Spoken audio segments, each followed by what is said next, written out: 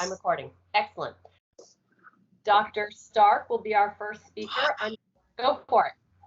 Hi, I'm Steve Stark. I'm a professor in the IO psychology program, and I'm also currently department chair.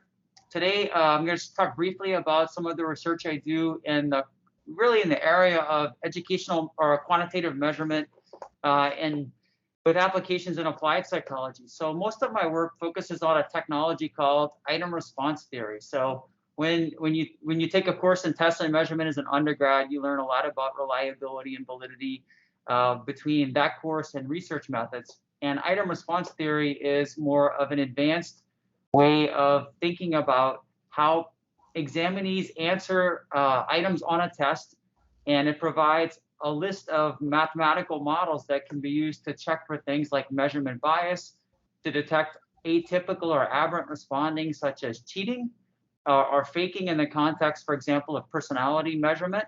The technology can also be used to look at the fidelity of language translations across different cultures or the efficacy of different test adaptations. In terms of an exam like the graduate record exam, or like some medical licensure exams, the items are adaptive in the sense that your answers to one question influence the next question that is presented. The scores are computed throughout each point in the test, and each item is thereon selected to provide the greatest level of reliability in your assessment. So broadly speaking, there's lots of different models that have been developed for cognitive ability assessment over the last 20 to 30 years, but there have been far less developments in the area of non-cognitive testing, which is basically a catch-all term for everything else. Some particular types of models that I work with are called forced choice models, where basically you have you present a respondent with an item on, for example, a personality test that indicates two statements. I enjoy meeting new people. I do my job well. And the question that's posed to the respondent is, which one is more like you? This type of response format has historically been believed to be effective in reducing this faking. For example, if I'm going to fake, I can't fake on everything the test is trying to measure at once. So it resists the type of score inflation that often makes the test scores less useful for decision making. The problem with those types of assessments is that the total scores across all of the things that are measured sum to a total that's a constant across examinees, meaning that the scores cannot be used for selection into an organizational setting. So item response theory provides a way to get around this historical problem of ipsativity, it's called, with forced choice testing. And over the last 20 years or so, I've developed a couple of different forced choice models for measuring things like personality. They've been applied more recently to vocational interests. In some cases, organizations are using them for performance appraisal and other tasks. With the students in my lab currently, Naidantu and Lavanya Kumar, we're sort of developing out the suite of tools that are necessary for applications to make sure that the tests are not only efficient in terms of how they measure examinees, but that the test scores are fair. And so that involves developing ways to look for what might be called dimensionality, or how many constructs is a test or set of items designed to measure? How well does a particular model fit the data? And how do you detect different types of measurement bias in these assessments? For the last few years, we've been employing this in a variety of circles in the military, most notably in the Army. And some examples of these tests are now being used widely in industrial settings.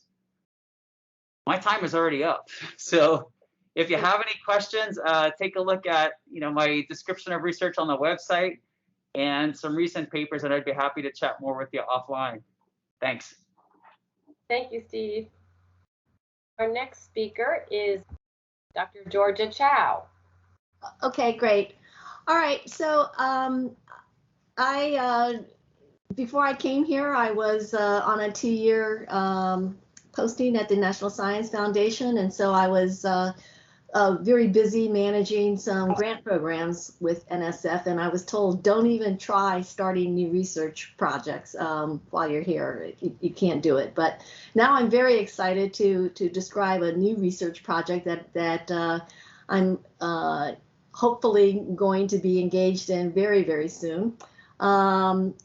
it is, the title of this project is Occupational Exoskeletons in the Human Technology Partnership. This is a joint research program with engineers at Virginia Tech and Clemson University. And I'm the IO psychology person for this project, but I have a picture here of an exoskeleton, upper body, that is aimed to help people for two things. It can help enhance performance, and it can also reduce the amount of stress on the body and thus reduce injuries. So there are a lot of reasons for why the technology should be developed, and there are a lot of reasons for why it should be implemented in a work setting. National Science Foundation talks about three primary parts for looking at the future of work. The first is technology, and my study is really going to be focusing on exoskeleton technology.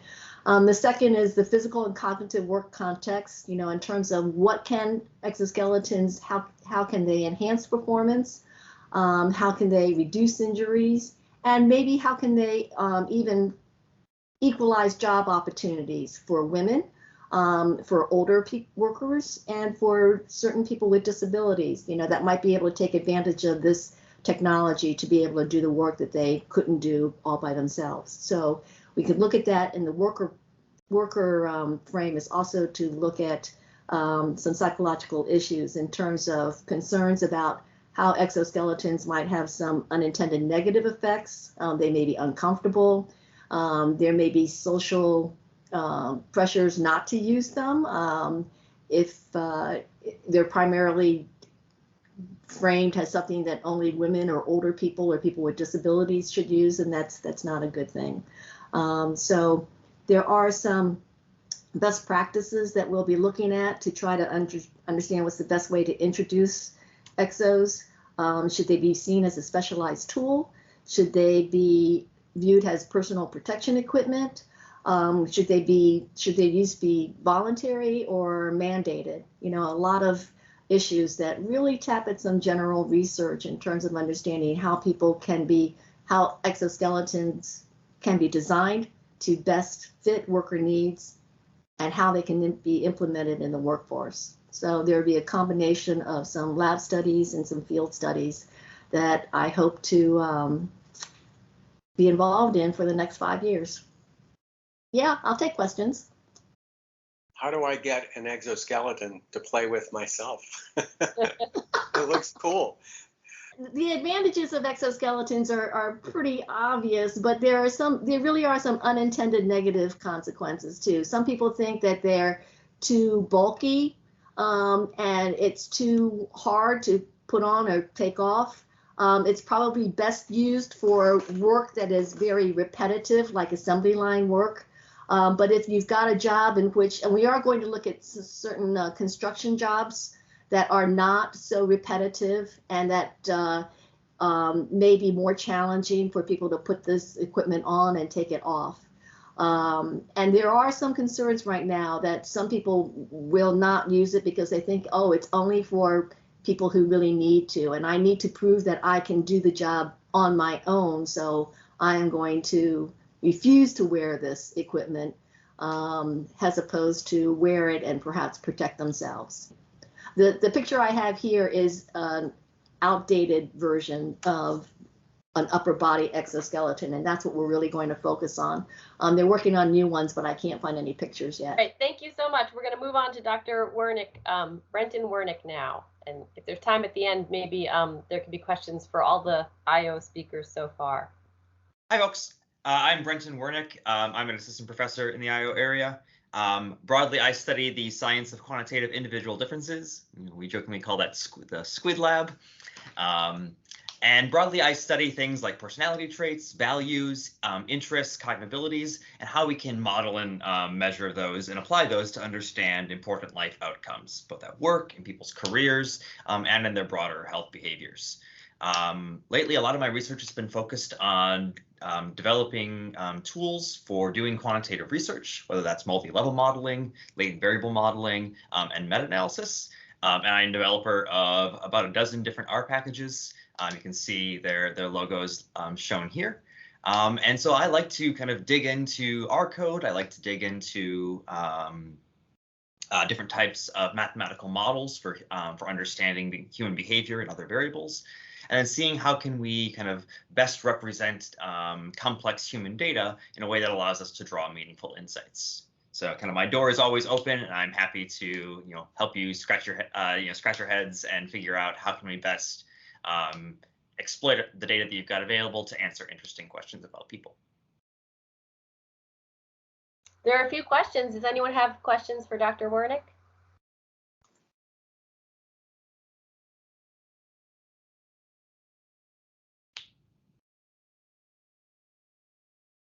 I have a question. How do you figure out which little emoji to use when you register each of these R packages? Or I'm not sure I'm even using the right words, but. So the main collection of packages I work with is called Easy Stats, which is designed, it's a collection of about a dozen packages now designed to make it easier to get results out of your R modeling object. So if I want to make predictions from a model or get its parameters or visualize it, we write a bunch of packages and functions to make those easier. And one of the team members, Dominic Makowski, is an artist who loves to draw little monster logos for each of our packages every time we build a new one. So that's original artwork. Yeah, that's original artwork. It's great. Maybe we can move on. Dr. Kozlowski. Hi. So multi-level theory is I'll call it a meta-theoretical perspective that I use in my work.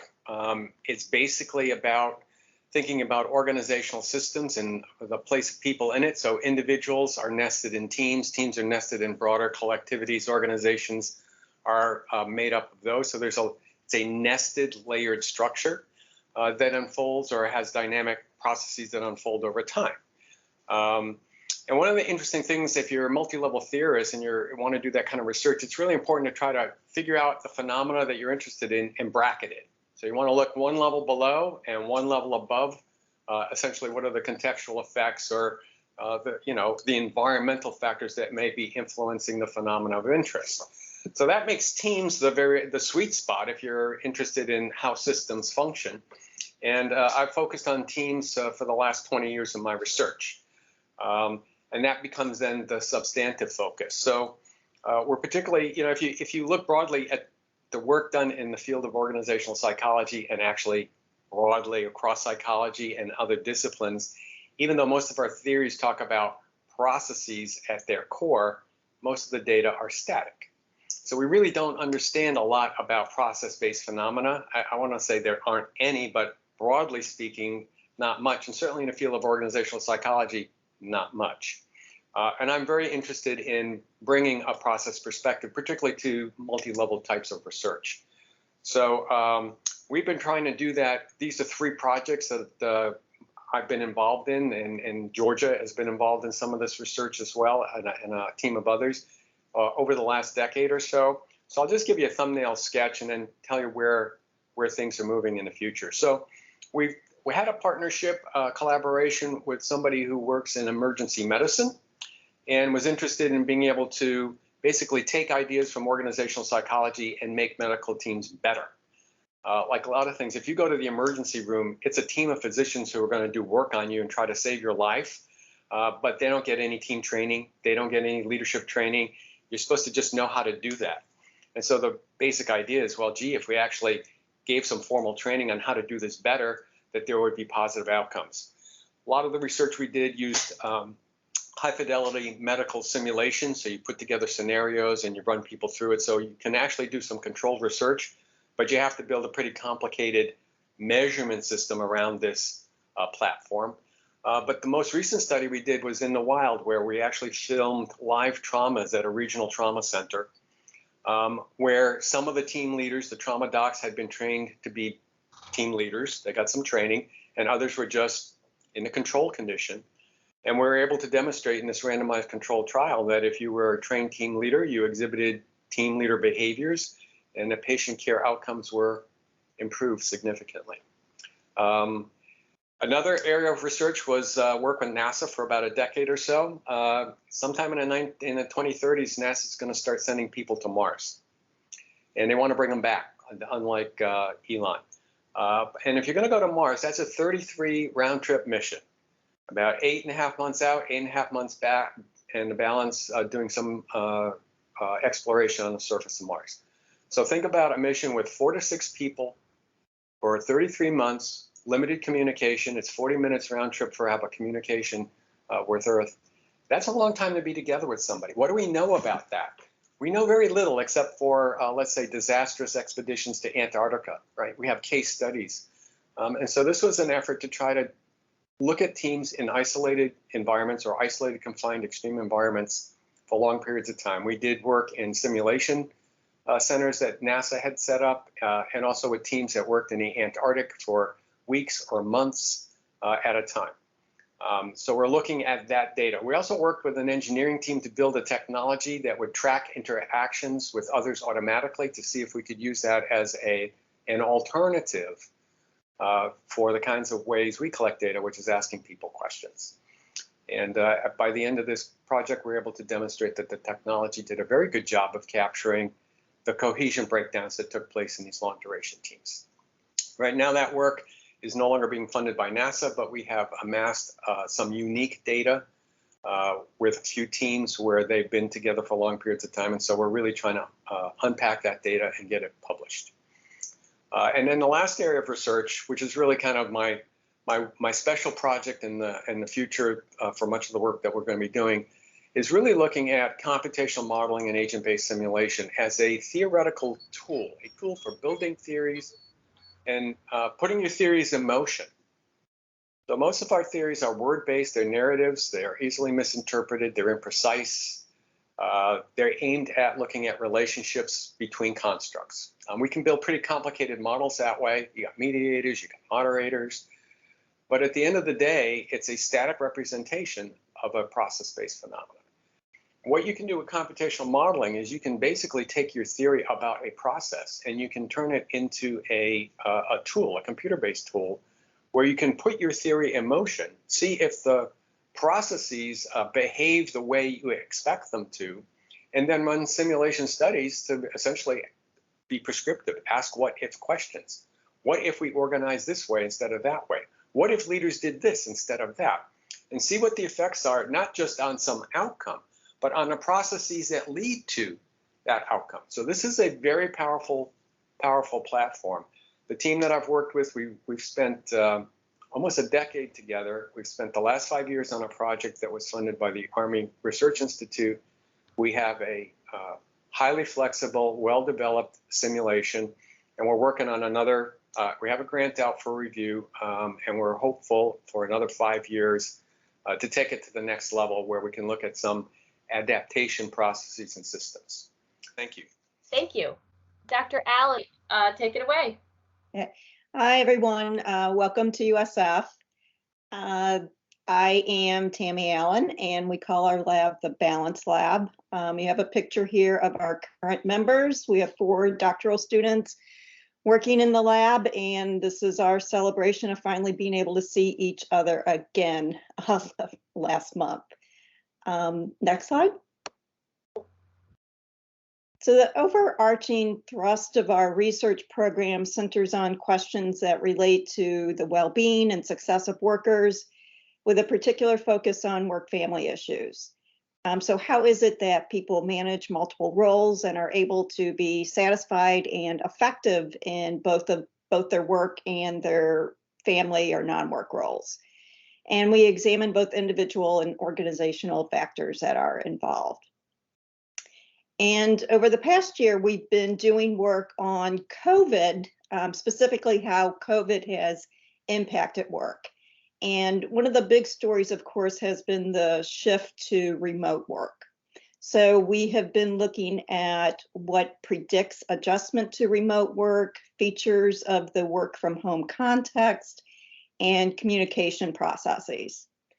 A second big story has been how women have been impacted, and really the impact has been outsized For women, millions of women have left the workforce, and there have been estimates that the pandemic will set gender equality back an entire generation. So we've been looking at how women manage that boundary between work and non-work when structural supports such as childcare and schools are essentially dismantled. And of course, this is associated with the fact that women, by and large, still take up most of the dependent caregiving. So I wanted to be short and brief and then see if we have any questions. Does anyone have questions for any of our IO speakers? Dr. Stark, Chow, Wernick, Kozlowski, or Allen? Well, I have a question. I had a question about Dr. Kozlowski's research.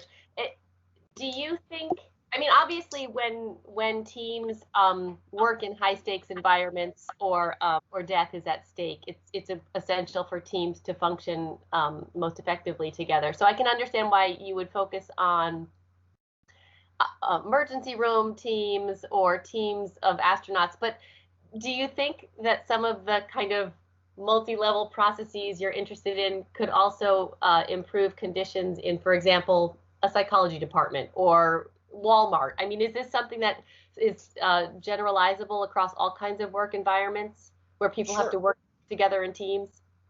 Yeah, I mean, the high stakes teams, bring certain things into stark focus. And to some extent, it's the source of the funding. So, NASA funds research on astronauts, and they're not interested in organizations. And if you're getting medical funding, they're interested in random controlled trials with, doctors and not interested in managers. So there's plenty of multi-level theoretical research that goes on in organizations. But most of that research is questionnaire based. And that's why much of it is static. So if you're interested in really trying to unpack processes, you really need to be able to get into environments where that's much more of a important focus for the sponsor of the research, if you will. So I guess to some extent, I've gravitated towards sponsors that have interests similar to mine. And that's different than where much of the organizational research is conducted using, white collar workers or blue collar workers and such. But the same sorts of phenomena are obviously taking place in organizations.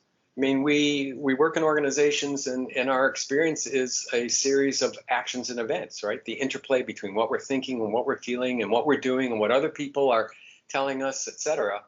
But that's hard to study. So you need little microcosms where you can do that. So laboratory settings or to some extent these extreme teams that provide venues where we can do that. All right, thank you. It's so interesting. Thank you, IO speakers. Thank you. Bye-bye. Bye. Hello, happy Friday, everyone. My name is Joe Vandelo. I'm a social psychologist. I'm in the CNS area. I'm the area director for CNS, which the faculty in my area comprise, I think, 26 of the 40 faculty members in our department. So we're a good chunk of the department. I also teach the graduate social psychology core course. So that's where I interact with quite a few of you guys in grad school across the areas. In terms of my research, I'm a social psychologist. I have kind of broad interest, but I would say most of the research that I'm doing these days generally falls under the umbrella of the psychology of gender, that area. I've been interested in the question of gender for most of my career, or questions of gender. And specifically, a lot of the research I do is interested in the question of understanding manhood, how people think about manhood, and the implications of how people think about manhood for various outcomes. Jennifer Bosson, my colleague, and I developed a theory a number of years ago. I guess it's been almost 15 years now. That we call precarious manhood, the idea that manhood is a social status that is precarious, that it's something that people have to earn, and it's something that can be taken away. And we contrast that with the way people think about womanhood, which we argue people are less likely to see womanhood that way. So one of the implications of thinking about manhood that way is that manhood tends to be this kind of fragile, impermanent social status. And because of that, you can threaten people's masculinity or manhood in a way that it's harder to threaten people's sense of womanhood. So over the years, Jennifer and I have conducted a number of experiments where one of the typical things we do is we will threaten a person's sense of gender, either manhood or womanhood, in some way. And what we find particularly for men, is that oftentimes what they'll do is try to restore their sense of masculinity or manhood through some type of compensatory behavior. And that could be through things like aggression, risk-taking, like risk-taking with health, risk-taking with money. We are doing some projects now looking cross-culturally how people look at manhood this way and how that connects with, for instance, health outcomes. Just to give you one example of the type of studies we do. This was done actually not with Jennifer, but with some colleagues in Poland who we collaborate with frequently, led by Natasha Kosakowska. And we did, so the data I'm talking about here are studies we did in Poland with a Polish sample. But just to give you an example of how we threaten people's masculinity, in this study we had participants come into the lab and we had them measure their second and fourth finger digit length. And we told them that the ratio of your second to fourth digit is associated with testosterone levels. And that's actually, there's some truth to that. Second to fourth digit ratio does correlate with prenatal testosterone levels. But what we told them was that what we made up the feedback that we gave them. So we randomly assigned people basically to get gender threatening feedback or gender affirming feedback. We told half the men that they had high testosterone levels based on their ratio, and we told half the men that they had low testosterone levels based on their ratio compared to other men. And we wanted to look at what would happen when we threaten men's masculinity in this way. What would happen if we told you that you had low testosterone? And in this study, we were particularly interested in the implications of a gender threat like this on people's attitudes towards gender-related topics, and in particular in the study on their attitudes towards parenting duties, and more generally just some attitudes about gender equality. And what we found was that for men, when you do this type of manipulation, if you threaten men's masculinity by telling them that they have low testosterone, they will express more support for traditional gender role attitudes and parental duties, things like agreeing with the statement that a woman's role is in the home, or a woman should be the primary caretaker of children. And we don't find these effects for women, just this is specific to men. So anyway, that's just one example of the type of studies we do. We do correlational research, but also sometimes we do laboratory experiments like this where we threaten men's masculinity and then look at some type of outcome. All right. So that's me. Thank you so much. Dr. Goldenberg, take it away. Okay. Well, hi, everybody. I am Jamie Goldenberg, and I am also a social psychologist. And I do research on a couple of different areas that are all kind of interrelated. I'm going to actually tell you about one study that we just did and was kind of fun, but I'm going to that's not related. Well, I guess my main areas of research relate to objectification of women. And then also probably most of the research that I do stems from a theory in social psychology called terror management theory, which is a theory about how as human beings, we need to kind of psychologically defend against the awareness of our mortality. And so that's kind of, I guess, one of my main areas of research that I'm not going to talk about today, but just wanted to kind of introduce myself. But this study I wanted to share with you because we just recently got it accepted, and I did it with 4 of the graduate students in CNS, and Roxanne Feelig was first author. And we were interested in this question of maybe you have observed that sometimes you might go out at night and see women wearing very little clothing and it's cold out and they seem to be unbothered by the cold temperatures. And so we thought this would be kind of an interesting phenomena to discover from the perspective of self-objectification, which is the other area that I do a lot of research on.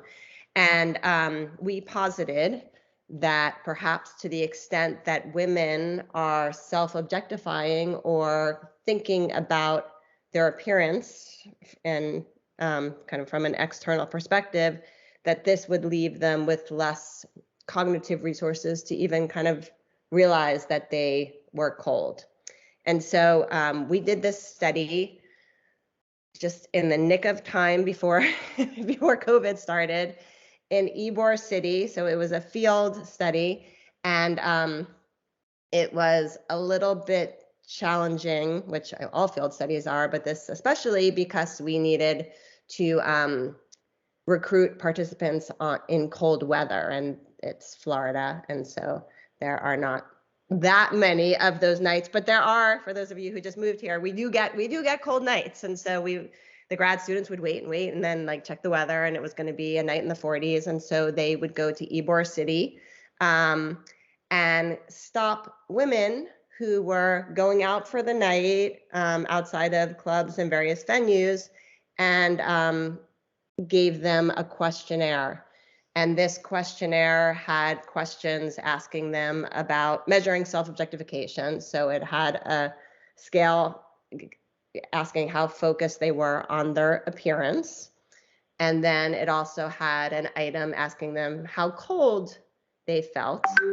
And then we had a couple other questions like measuring how many drinks they had had for the night, so we can control for those variables. We also asked if we could take a picture of them, and kept it anonymous.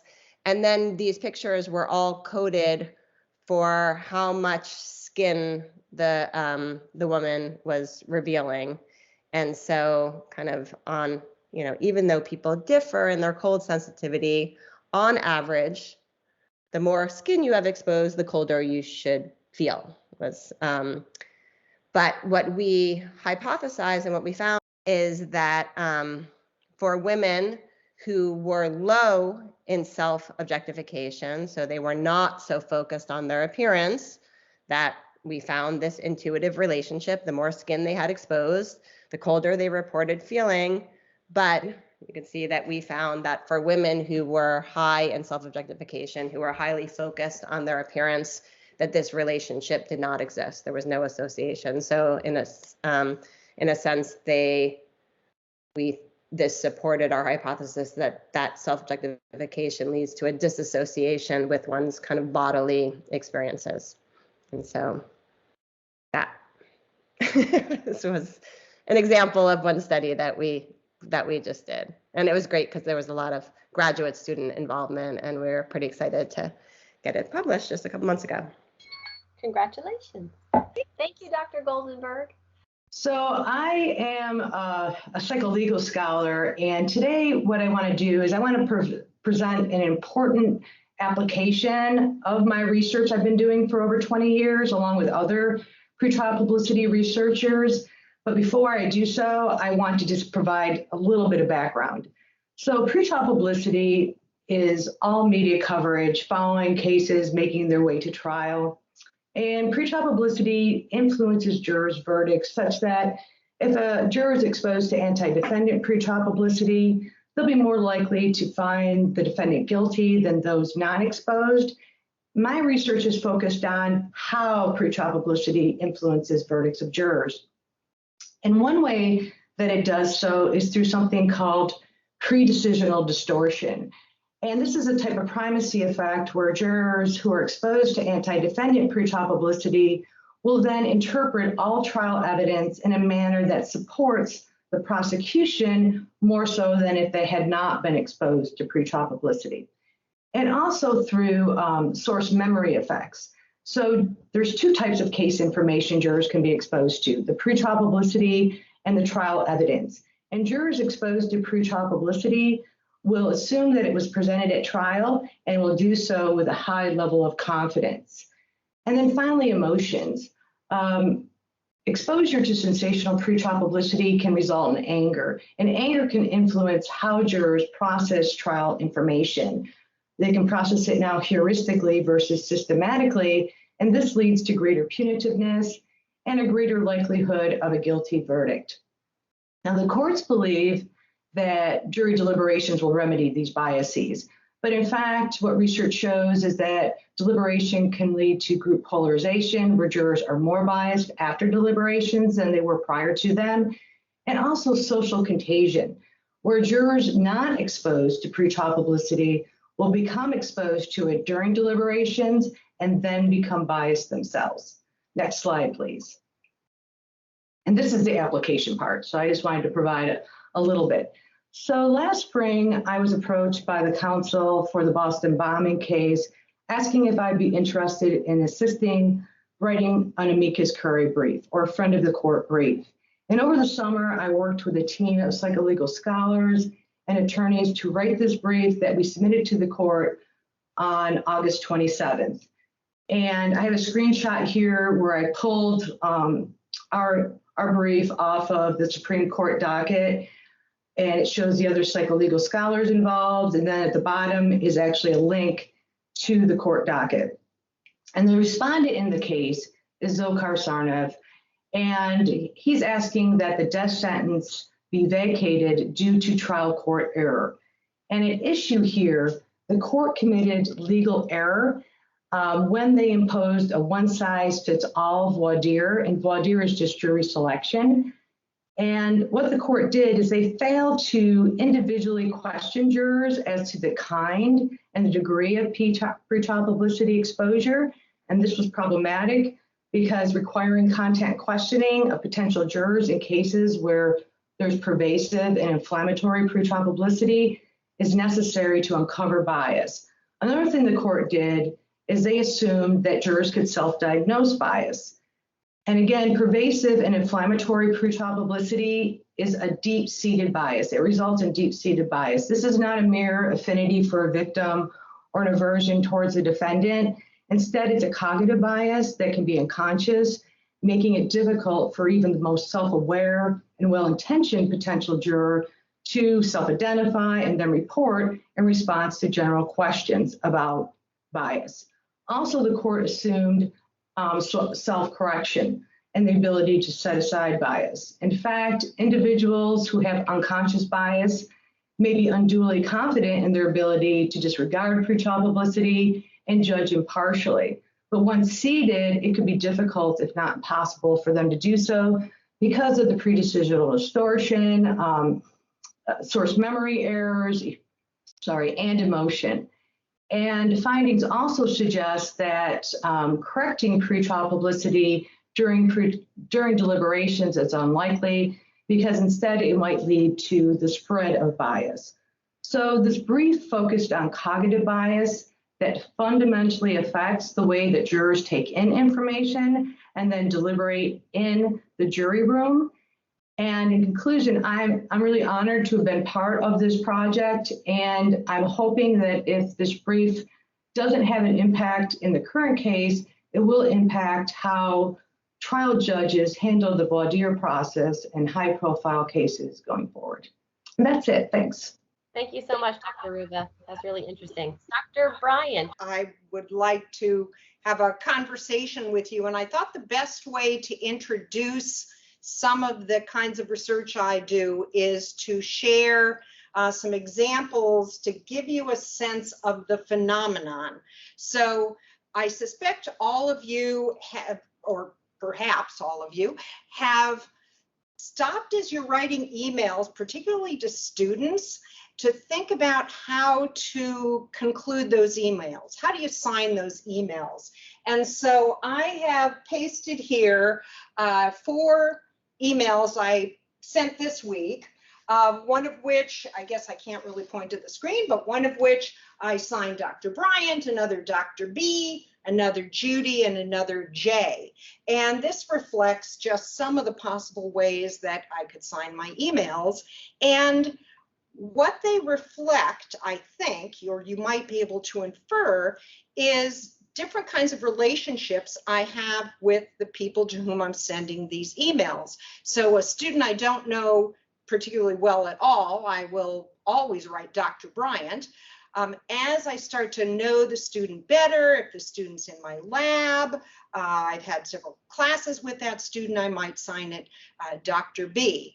I am sufficiently old and I guess stodgy in my ways that with undergraduates, I can't imagine signing an email Judy. I would do it to graduate students and to somebody I know very well and kind of informally, I might sign J. So the processes that I go through trying to think about these have to do with the connection between the language I use and the social messages they will convey to the recipients.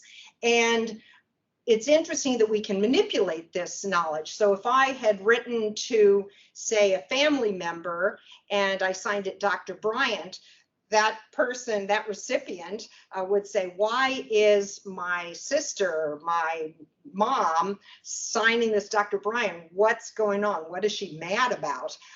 So I think this is an experience that we all have, especially those of us who are very conscious of language. And my particular interest, because I'm a developmental psychologist by training, is how children come to understand the social messages language can convey. The sorts of things like the messages that are conveyed in the way they sign cards and letters. Do they put from or love or sincerely? And other kinds of expressions such as forms of address. How do they decide who should be called Mrs. Bryant, Miss Judy, Judy, and so on, and Ben's mom? These different labels can all refer to me, but what might be appropriate depends on the person who's talking to me, addressing me, and what that person again wants to convey. And these are very complicated messages or understandings for children, and I just find it very interesting how those processes unfold. I employ both experimental and qualitative methods, and I am happy to be on committees in a variety of areas. I don't currently teach any courses that graduate students take. And if anybody has any questions, I'm happy to address those. And now that the students know that you can go join Judy in 1134 if you want to watch with other people. All right. At 4 o'clock, we've got, we're going to start a sequence of clinical faculty. And I suppose we could take a few minutes to take a break and come back at 4. All right, so Dr. Gabanon is our first clinical speaker. Yeah, sure. So I am Dr. Kamisha Gabanon. I'm an assistant professor here in the clinical area, and I started this position January of this year. So I'm pretty new still. So I am the director of the Eye Care Lab. It's also brand new, and our focus is on intersectional health research for communities, advocacy, resilience, and equity. So we kind of just go by eye care because it's a lot shorter. So today I'm going to talk about a little bit about my research, teaching, and mentorship style because I thought it would be most of interest to students.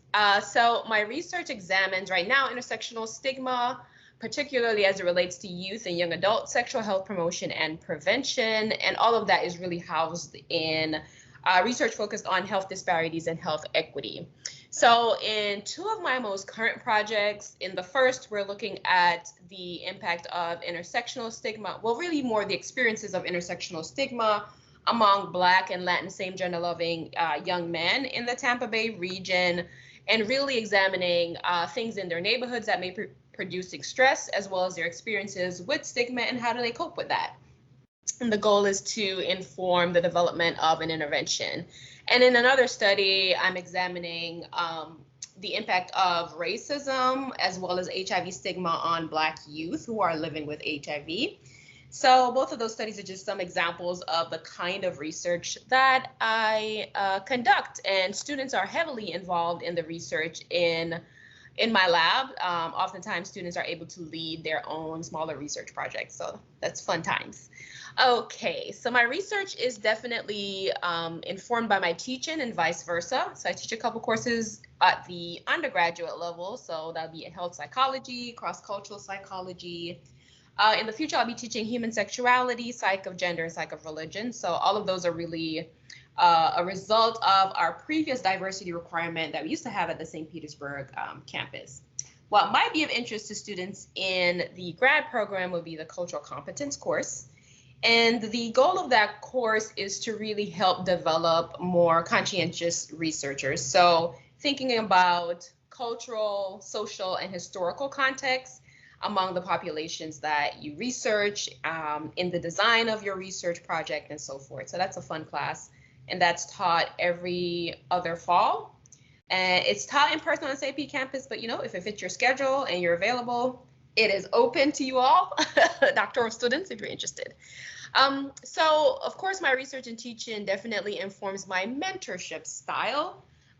So for me, a lot of my research focuses on minoritized groups. So in both studies that I am working on now, primarily, they are racial, ethnic minority, and sexual orientation minority groups. And I really believe in the type of research that centers the voices of minoritized groups is important to include that population as partners.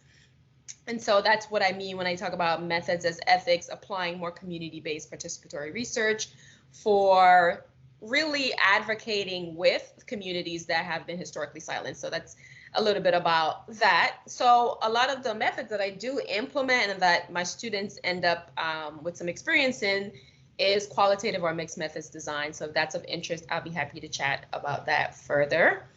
And yeah, so as far as my mentorship style, all my students are really in one way or another looking at research that either protects or advocates for minoritized groups. And then, all of my kind of expertise from my research and teaching kind of go into how their studies are developed in my mentorship style. Yeah, so that's all I have. If there are any questions, I'll be happy to answer them. Thank you. There's a minute for questions. Well, I will ask you a question then. Have you considered developing a graduate course in qualitative methods? I would love to do that. Yeah, I should really think about trying to get that done, but I would love to do that. I get a lot of emails from honors students or just undergrads, and I get a lot of questions about who in our department teaches qualitative methods, and you're the only one I know of. And I would love for there to be a class so that our grad students could get that training too, because I think mixed methods are, like you said, really critical. And so I would encourage you to develop a course like that, but that's a lot of pressure to put on you because I'd be motivated to do it. Okay. All right. Thank you so much. Okay, and I believe our next speaker is Dr. Diana Rancourt. I am Diana Rancourt. I'm an associate professor in the clinical area, and I teach primarily classes in the clinical area, like assessment and evidence-based assessment. I do clinical supervision, but you in the CNS group in particular might see me because I also teach a health psychology graduate seminar, and I also taught an eating and weight disorder seminar. So those have been opened to non-clinical students in various semesters when there is enough interest. So, okay, you can click on my first click, Jennifer. So my research is really focused on eating and weight disorders broadly. And so kind of one line of research that I'm really excited about and really working on a lot right now is my work looking at appetite and the ability to identify hunger and satiety cues and what that looks like in terms of risk for eating disorders and disordered eating behaviors. So I am not interested in one particular population. I'm not just interested in people with excess weight or people who are underweight. I really think that eating behaviors apply to everybody. And so I'm really interested in how can we understand people's ability or inability to recognize these cues and how does that increase risk. So I've collected some CGM, so continuous glucose monitoring data from adolescents and young adults with type 1 diabetes as some pilot data to see if we can use blood glucose levels as a potential predictor of future disordered eating behaviors or intention to engage in disordered eating behaviors. So those data are in analysis right now. So my second line of research is really interested in sort of the social context and social norms. I come out of Mitch Prinstein's lab, peer influence lab at UNC. So I'm really interested in how peer influence plays into our eating behaviors and exercise behaviors more broadly. So really interested in sort of those social norms pieces. And that also leads me to my kind of other line of research, which kind of falls under the social norms umbrella, which is food and alcohol disturbance. So a lot of you may be familiar with this term drunkorexia, this idea that people may engage in disordered eating behaviors to either get drunker faster or to compensate for their alcohol related calories. And so really interested in kind of understanding that more. Actually, Dr. Judy Bryant and some students and colleagues developed one of the first validated measures to capture FAD. And so Kevin Thompson and my labs have sort of been keeping that line of research alive. So really excited to learn more about that. We don't know much. We don't know what the consequences are. It's really, the literature is pretty descriptive right now. So it's a wide open of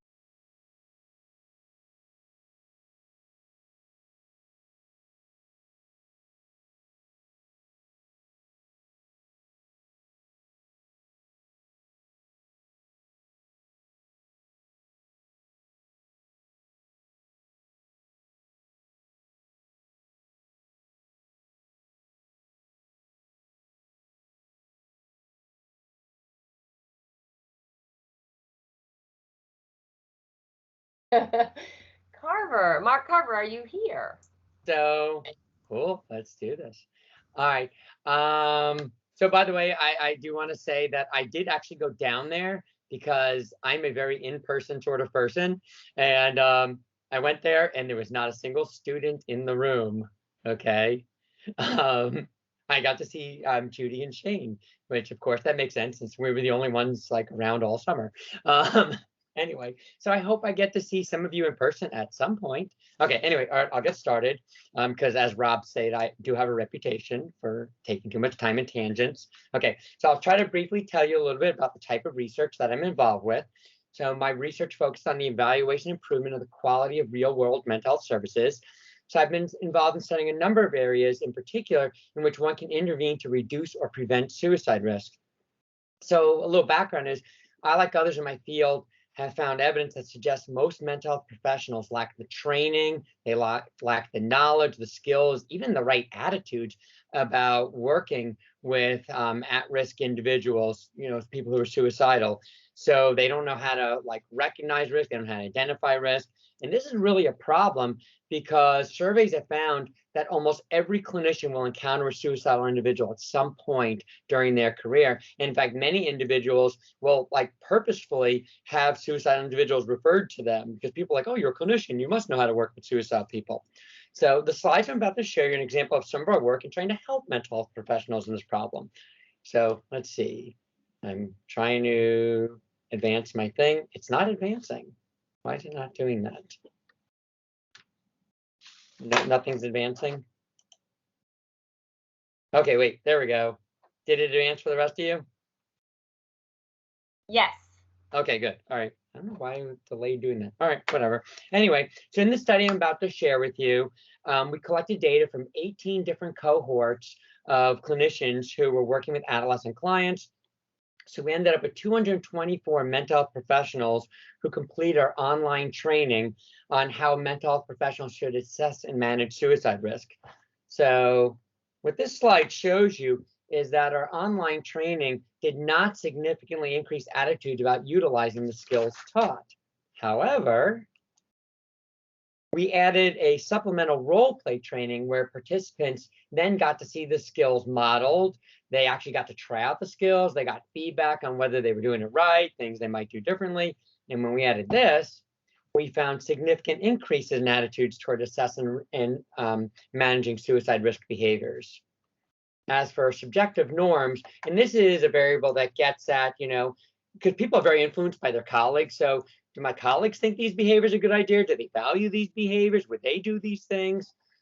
We found a significant increase pre to post role play training in subjective norms, which again makes it more likely they'll do the behaviors. When we had looked at this with the online training, we had no difference whatsoever. Okay.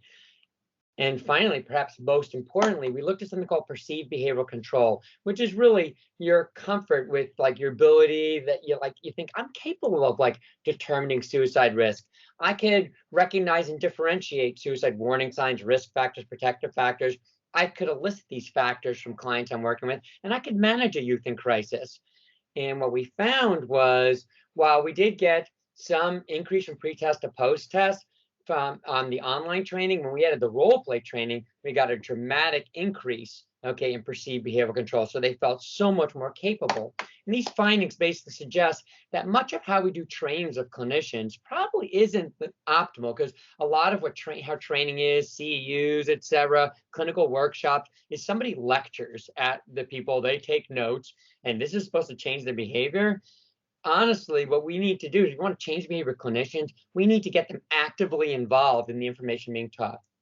So anyway, this is a little glimpse of some of what we do in my lab. Basically, we're trying to understand, what affects behavior.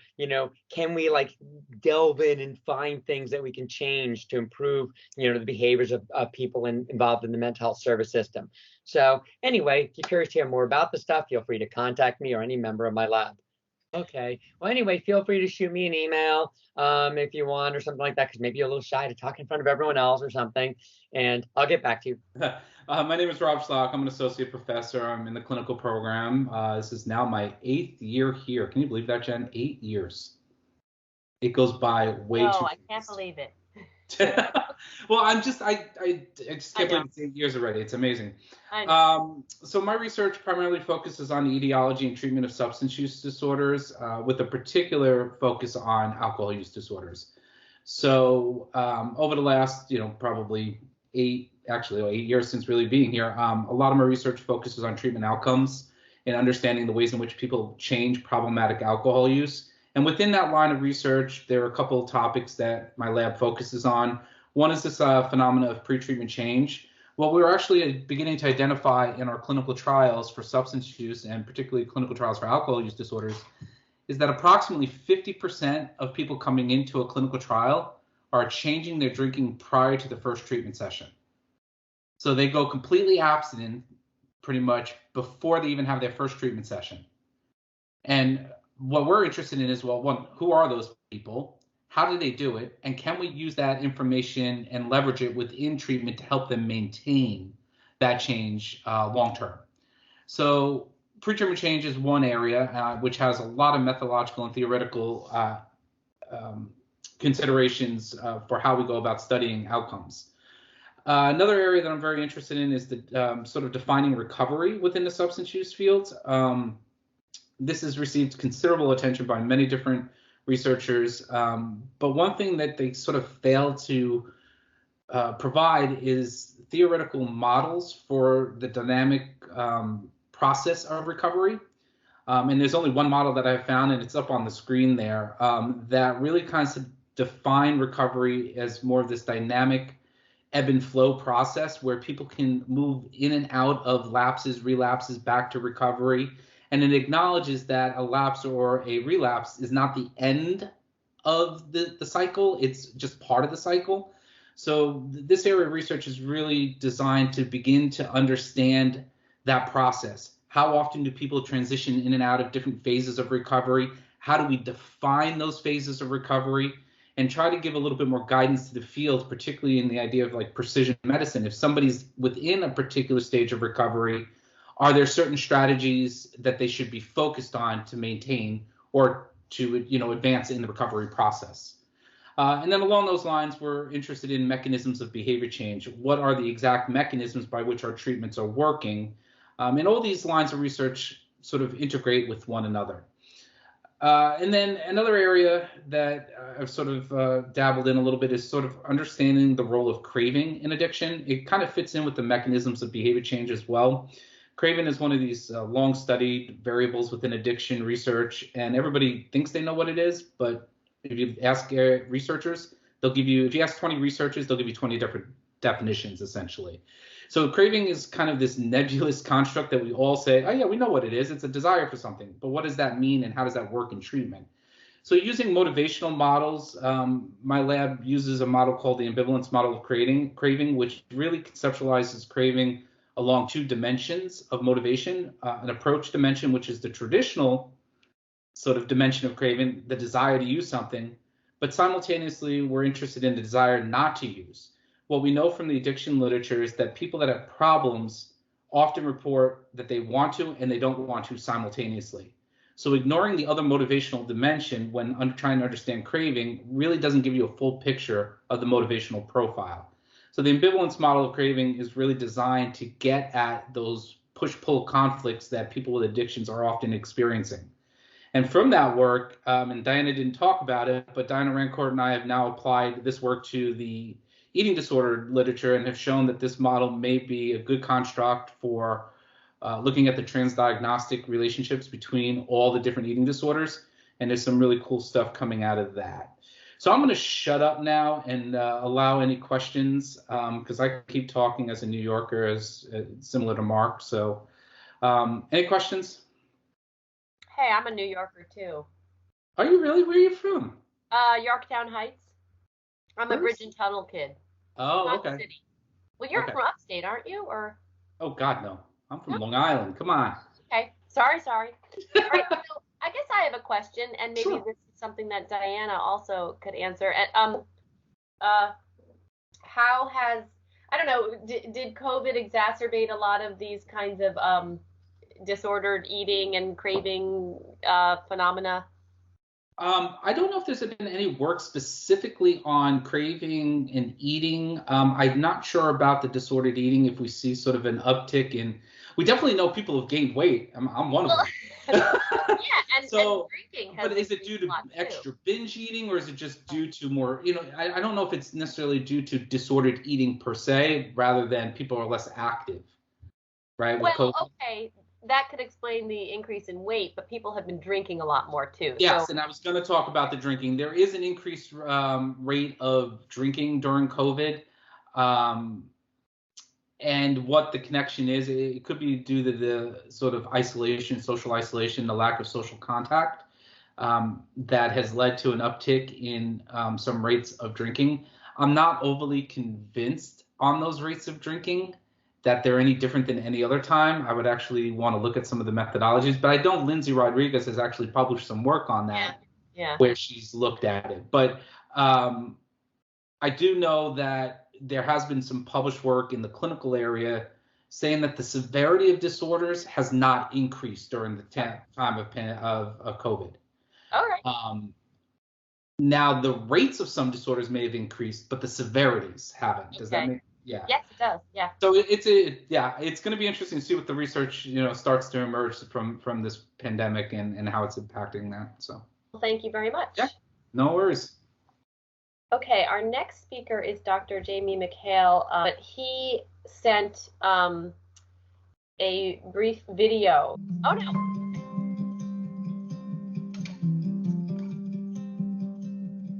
Since 2003, USF St. Petersburg's Family Study Center has pursued a unique mission, promoting co-parenting relationships in families of infants and very young children.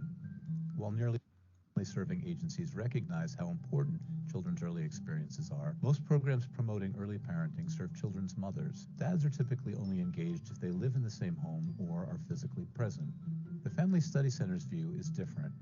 We recognize that almost all children are co-parented. While co-parents are sometimes mothers and fathers who live together, in other families co-parenting takes place across multiple households. Co-parents often include caregiving adults besides the mother and father.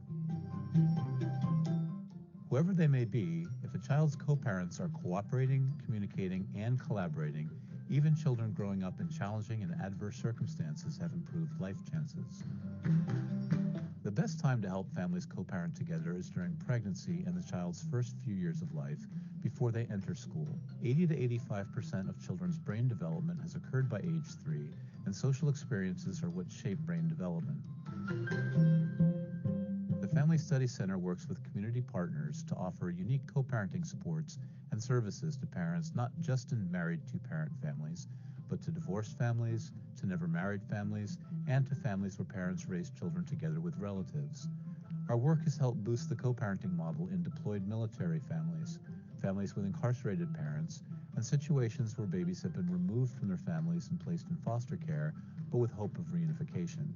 In other words, the co-parenting systems that support every infant, every toddler, every child. Our partners are home visiting programs, healthcare, mental health, and substance treatment providers, child welfare systems and the courts, child care centers, grassroots, faith-based, and nonprofit organizations, and area neighborhoods. And in 2015, a collaboration with Johns Hopkins All Children's Hospital led to the opening of the first infant family center in Tampa Bay to bring a co-parenting model to aid young children and families who experience trauma and adversity. Our message is simple. Every family co-parents or has the potential to co-parent, and strengthening families by strengthening co-parenting can give every child a better chance to grow up healthy, nurtured, and supported by their families and communities. We're indebted to the many individuals and community partners who guide our understanding of the families and community we serve. We're committed to continuing the research, training, professional development, and community-based partnerships that collectively will help support infants, children, and families locally, nationally, and globally. All right. We are moving into our 4:30 to 5 o'clock stretch. Dr. Dubé. Okay, so my name's Chad Dubé. I'm a cognitive psychologist. I do mathematical modeling of memory and experimental work on human memory. And I started off working with signal detection theory, which is up here, making a little curve here. So this area, the area where you would apply a model like this, is recognition memory. It's what I was studying, what I still study to this day. Usually, so it's the ability of a person to judge that they've seen something before. So when you see your mother's face, you recognize that's your mom. Sometimes it's harder. You're at the grocery store, you see somebody that looks really familiar. You really feel like you know that person, you've seen that person before, but you're not sure who it is or where you saw them. And maybe you recall some specific information later, giving you some kind of episodic retrieval, and then you have more information. But this model here is called signal detection theory, and it says that when you recognize something, you're responding on the basis of a distribution of familiarity or memory strength. It's sometimes called just called evidence. And so we study this by showing sequences of stimuli, pictures, words, usually words in my studies, to a participant as like a study list. And then they're given a test. And on the test, they're given probes. And the probe is either a word that they've seen before or a new word that they haven't seen before. And we ask for each one, the participant to say old or new. So it's a decision, and it's a recognition decision. And so we assume that there's some underlying dimension of memory strength or evidence here, and that on average, the old items are going to have a higher familiarity than new items that you haven't seen recently on the list because of their recent presentation of the old items. When you say old to an old item, it's called a hit, and so that's just taking the area underneath this curve to the right of this response criterion here, so it's a little integral. And when you say, call it P sub S, and when you say old to a new item, that's false memory. You're saying, hey, I remember that, but you actually didn't see that. And so you can produce false memory really reliably in the lab, and so that's going to be this area underneath the new curve. And then these are proportions, so their complements give you the misses and correct rejections. And there's this response criterion which captures bias. Some people just say old a lot, and some people say new a lot, and there's a bias in the system. So I worked with this model for a long time, and I was working on questions about whether memory is continuous or discrete. And then I started thinking about, well, is this a statistical approximation to memory, or is memory a statistical approximation to the stimulus? So it turns out in the visual short-term memory literature, there's all this evidence that people can encode averages and central tendencies and expected values and variances of visual stimuli that vary in some visual feature. And so I developed a model that predicts that you're going to get increased false alarms to lures that match the average visual features of the things that you've been shown in a visual study list. And it turns out that that model actually does a pretty good job of predicting the data, and you get the effect as predicted. So then I started reading about all this work saying that these statistical representations are a form of data compression, which sent me into the literature of going all the way back to information theory and computing and everything that your cell phones run on, all telecommunications, the unit of the bit, megabytes and gigabytes, and going into the old research about how humans can be seen as an information processor or decoder of an incoming signal, and how we can quantify this using the Shannon information calculations, entropy, which was mentioned in a talk earlier today, for example. And so I started thinking about, well, are there ways we could use this to test these ideas of compression in this other literature with the representations of statistical properties, all this stuff related to detection theory. And so I used the REM model. Let me minimize this screen here. I used the REM model, REM, which is retrieving effectively from memory, as a model. It's probably the best model we have, most successful model we have of the process underlying recognition memory. So not just the output as in signal detection theory, not just the output, which is what this model gives you, but the process that generates the distributions. So this is REM. And it's assuming that what you do is you make decisions based on likelihood ratios. The probability that an item is old, calculated from a memory process, divided by the probability that it's new. And so I developed a method of extracting the number of bits required to encode this basic decision variable, and did a number of derivations, which I don't have time to walk you through, but results sure look pretty, don't they? And was able to prove a number of theorems. One of them is that this model implies that there is an informational or bit capacity limit, which people have kind of given up on that idea after the 1950s, due in part to a paper by George Miller. It turns out the paper has all kinds of problems in it, and that if you prevent strategy, you have an informational limit. And then the other really important theorem was I proved that if you have highly similar study items, like in this panel C up here, where you got two study items, these vertical bits, those features, if they're really similar, then you actually reduce the amount of information that has to be held in short-term memory by simply doing the recognition in a match to the prototype or average or vector centroid of all of the memory traces. And that was this second proof ends up showing that. So anyway, there's a lot of detail here that I don't expect people to necessarily be interested in, but that's what I do. And if there are any time for questions, I'm happy to answer them. Ruth Ann Atchley. Well, hello all. It's lovely to meet you. And I am Dr. Ruth Ann Atchley, and I am a full professor in the cognitive neuroscience and social psychology group. And I have a kind of long history of research that is a bit convoluted, and I'm going to just quickly try to walk you through a little bit of what I've done research on, in part because I just want you to maybe think of me if you're looking for a member on a master's thesis or dissertation committee. And if you know a little bit about what I've been interested in over time, you might think of me. So,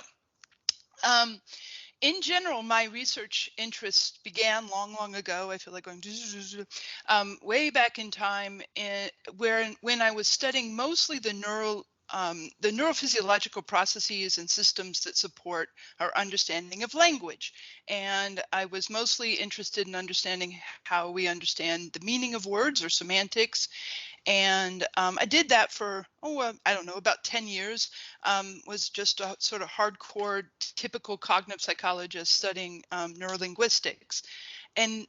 But over time, I became more and more interested in how individual differences, and most specifically, how the experience of clinical disorders, including things like depression, anxiety, chronic pain, all these different kinds of clinical disorders that are have a persistent impact on how we think and how we feel and how we use language.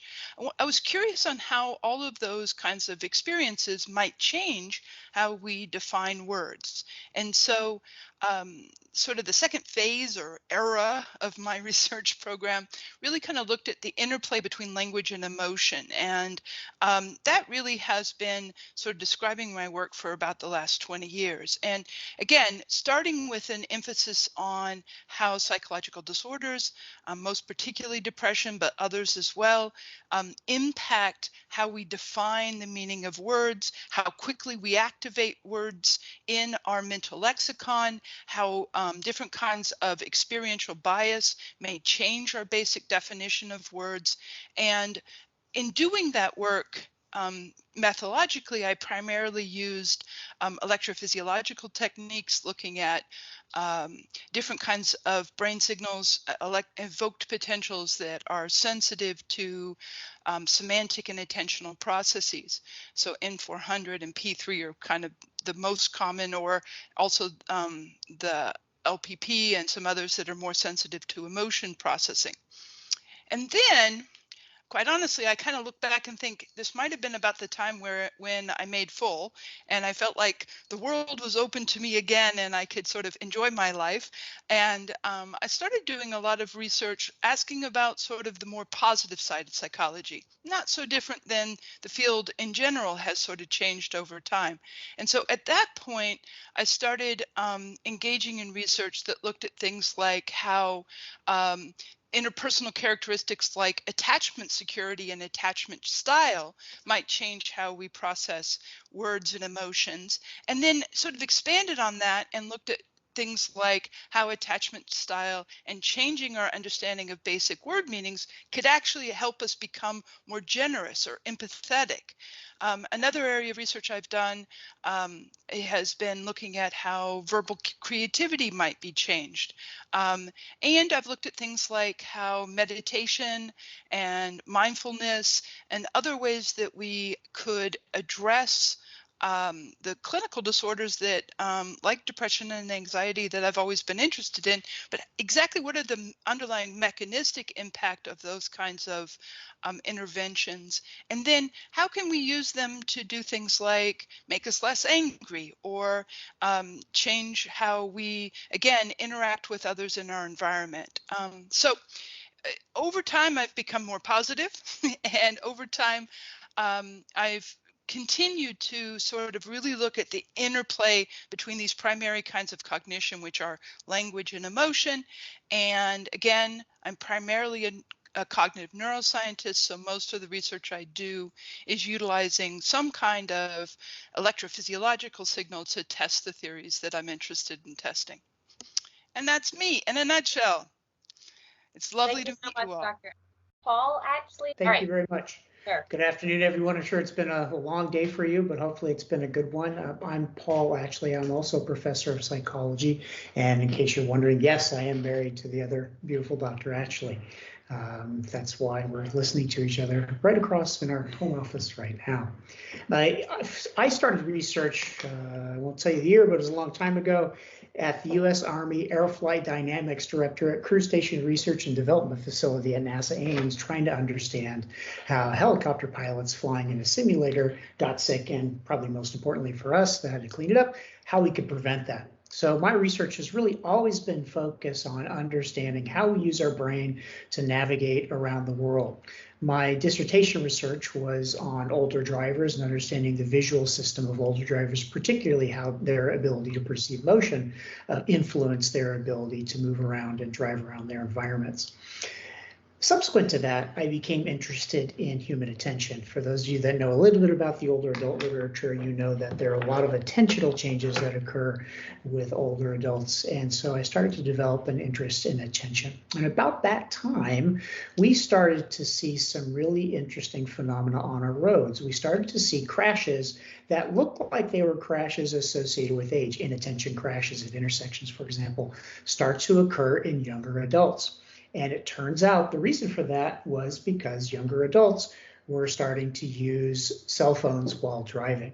So a large portion of my work over the last 20 years has been focused on understanding the impact of the use of technology on our ability to do real world things like drive vehicles.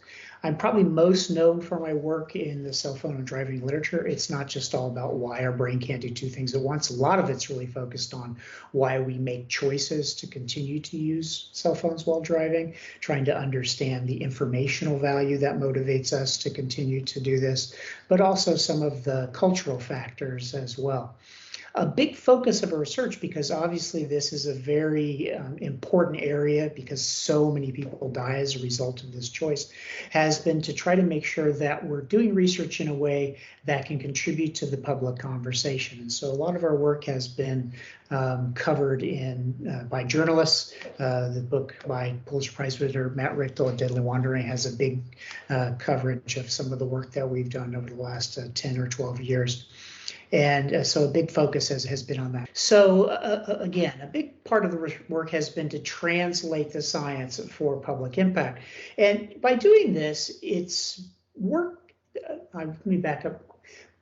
By having an impact on translating science for public, having an wanting to have an impact by translating science for the public has really led me to study questions that I probably would not have studied otherwise. When you give talks, when you work with legislators, you work with folks at companies, they ask some really interesting questions. And so a lot of the work that has been conducted by my colleagues and I over the last 10 years really is in response to some interesting questions we had, such as, why do people do this behavior? Is our phones addictive? How can we actually make changes within our companies so that we can have fewer folks making the choice to drive while distracted? And so I had a great pleasure to do that kind of work over the last few years, and hopefully get a chance to do more of that in the future. I'm going to go ahead and concede the rest of my time. I know Chad was wanting to make some time for questions, so I'll also be available if anyone has any questions at the end. Thank you all for being here and being attentive today. Kim Badam. Hi everyone, I'm Kim, and enjoy my video. And my most recent research has used the technique of patch clamp electrophysiology. And so that is just a way to measure current that's inside a neuron, and is typically used in rodent models, so in mouse brain, and it is usually in an extracted brain, so it's brain tissue and slices of brain tissue that is used in this particular type of electrophysiology. And so over here you can see a picture of what the rig looks like for the setup for patch clamp electrophysiology. So it has a microscope and pipettes that are lowered using joysticks and electronic arms in order to lower down onto a single neuron, and you can attach to the cell body and break through the cell membrane so that you can get access to currents that are going on inside the brain. And so my favorite piece of data that I've published is the effect of alcohol on orbital frontal cortex neurons in the mouse brain. And so you can see a picture here of what an orbital frontal cortex neuron looks like. And so this was done with a confocal microscope, and the neuron was filled with biocytin so that you can see the anatomy of the whole neuron. And this was interesting work because at the time nobody had recorded from this particular brain region in the adult mouse.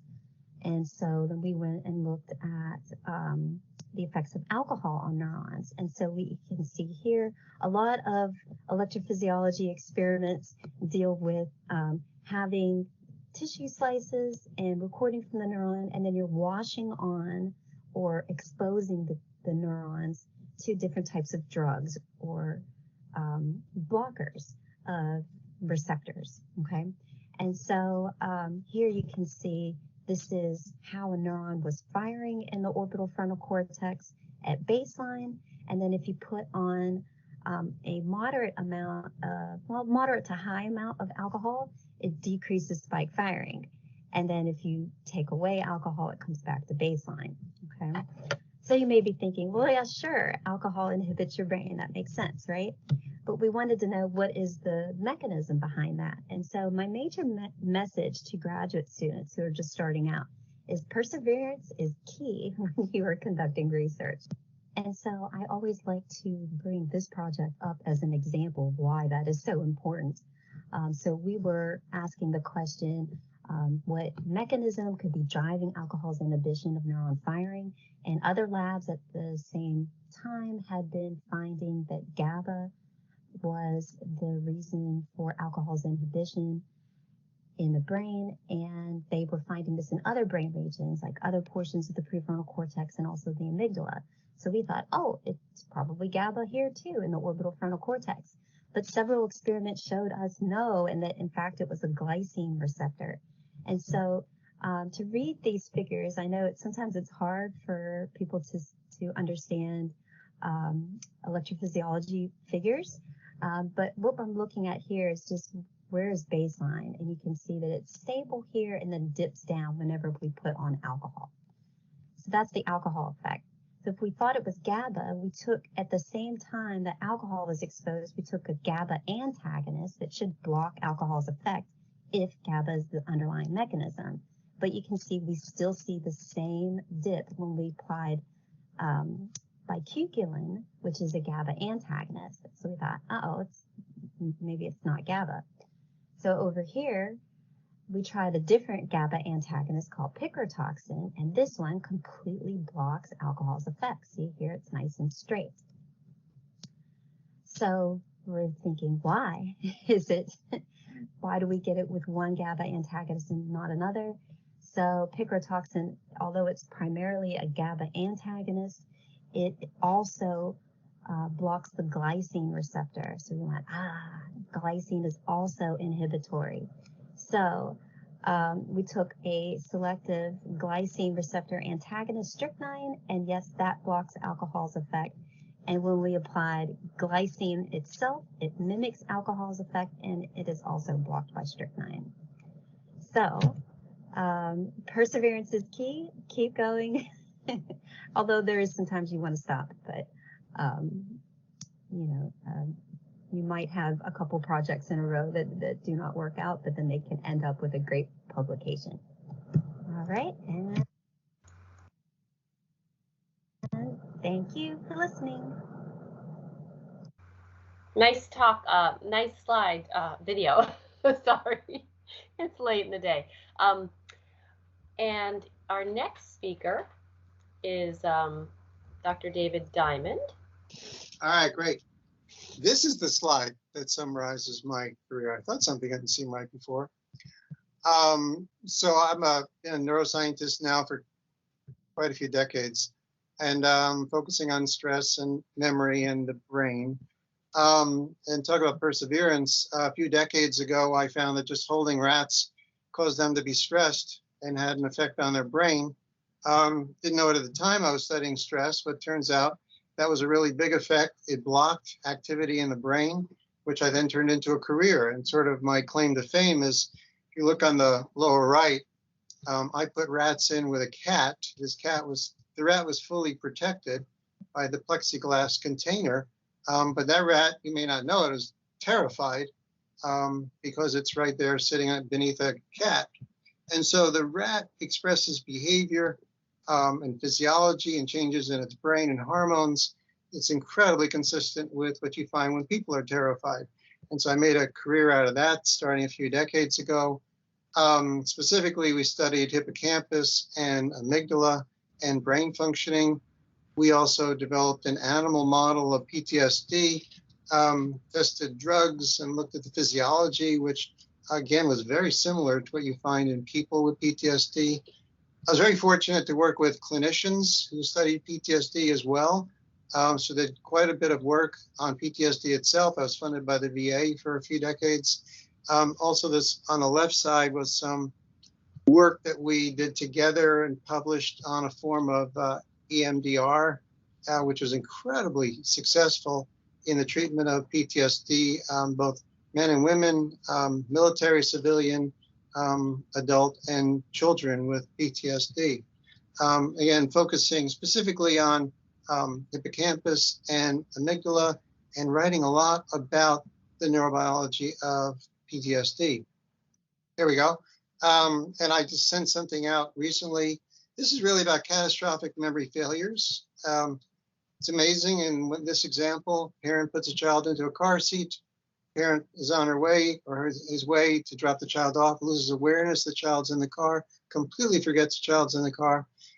Child is left in the car, it heats up, and the child dies. And this has happened now 10 times in about the past 5 weeks. It just happened this morning again. And so I've been the primary person studying this. I've written about it. I've served as an expert witness when these parents are then charged with manslaughter or murder. And there's one paper that I wrote about this. It was a shift in my career. About 20 years ago, I was diagnosed with heart disease. Doctor told me I was going to die if I didn't go on medication. I decided to study why it was. They told me I was going to die of heart disease. Fortunately, I have not died of heart disease, never had a heart attack, and I learned that we've been deceived about fearing cholesterol and animal fats. I've turned this into a second career. This was a lecture I gave a decade ago, which went viral, had a couple 100,000 views.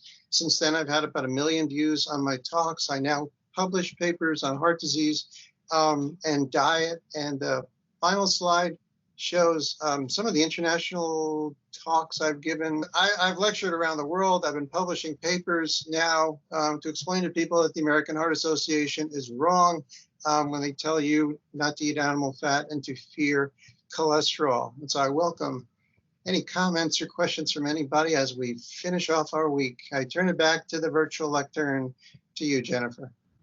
Thank you. How did you go about, did you try to converge your two different lines of research, or how did you go about presenting that? Because I've sometimes heard that it's important to maintain a unifying theme in your research, for the purpose of presenting what you do when you're asked to give your pitch. Yeah, so I was just that's a really good question. And for someone early in your career, definitely you want a unifying kind of theme. You don't want to come across as scattered as having very different areas. I happen to be very fortunate. I'm near the end of my career. So I can be scattered if I want. And actually, when I give a talk on heart disease, people don't know that I'm a neuroscientist. They think I study cholesterol. So I'm at the stage now where I give very different talks, whether I'm giving a talk on heart disease or about the brain. Well, thank you everybody for participating today. I know it's a big ask to ask you to put aside 2 hours of a Friday afternoon, but I don't know, for me, it goes by pretty quickly. I'm always, it's really interesting to see what everyone in our department is doing. So, and this is recorded so that you can, watch it again later tonight. All right. Thank you, everybody. Thank you, Jennifer. Sure. All right. Have a good weekend, everybody. Bye. Thank you. Okay, now we're recording. All right, so welcome everybody to Meet the Faculty. Dr. Rottenberg, take it away. All right. So I don't know if this is a pep talk to you as new students embarking on a new area of research and a new program, or if it's a pep talk to me. It's sort of a brief story about how things did not go exactly as I thought they would, or as smoothly as I would have hoped. The story, it'll take at least half an hour, starts in 2017, 2018, when I went on sabbatical. And part of my hope was that I would come up with some new ideas for my research and focus on good outcomes in psychopathology. Because our field is extraordinarily focused on the bad outcomes. And when we talk about good outcomes, it's pretty much limited to, do you still have a disorder, or do you still have symptoms? Not, are you happy? Are you thriving in your marriage? And so forth. And so I wrote a paper with some colleagues during my sabbatical, and it got published in Perspectives on Psychological Science, and I got contacted by the New York Times before the paper came out, and I was totally shocked. And I thought, this is fantastic. Everyone is going to come to me now. I'm going to be the go-to person, and we're going to be publishing papers like wild. And it's actually been really challenging since that point. And just real briefly, we have published a number of studies, and what I've run into are questions that come up recurrently. Even though these things make sense to me, other people say, "Why are you doing this?" And another catch-22 that I'm running into a lot is you can't really publish this because it doesn't have the perfect measures, and that's true because that research hasn't been done, and the research would take probably 10 or 15 years to collect a study that had the perfect measures. But if you don't publish this research, then we'll never have anything to go off of, and I would never be able to get a large grant. And more recently, we have now published a few studies in these areas, whether it's good outcomes in depression, good outcomes in anxiety. Now we have a study under review that's looking at suicide attempts. And if you can believe it, after just having a few studies now in the literature, I'm getting comments like, this is very nice, but it's really a replication study. And I'm not sure we need more of this. Even though we've, 95% of research that's been going on, I mean, it's quite serious in the field, and there are thousands of studies on what predicts bad outcomes, and there are equally thousands of studies that look at so-called good outcomes that are just predicting lack of disorder or lack of symptoms. And there's now 2 or 3 or 4, maybe generously 5 studies that really try to look at good outcomes in the way that consumers or patients or even clinicians would like to conceive of them as leading a worthwhile life of purpose and happiness. And this is not to be grouchy, but I'm astonished that this would even come up as a comment, and that we have to make a case that it's okay if there's some overlap in the findings with the 3 or 4 studies that were out. So again, back to you guys, you're going to be setting out and doing research, and hopefully it'll be more New York Times reporters rushing to your side before your paper comes out. But be prepared if you do have an interesting idea, particularly an idea that hasn't been done before, to get some of these same questions. Because I think, whenever there's a hole in a field of research, and particularly when it's a hole that's been sitting there for a long time, turns out there's probably a lot of good reasons for that. See if there are questions. Or comments or counter rants.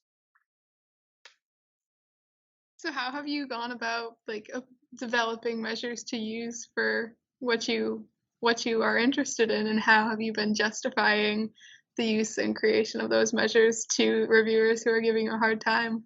Yeah, so that's a great point.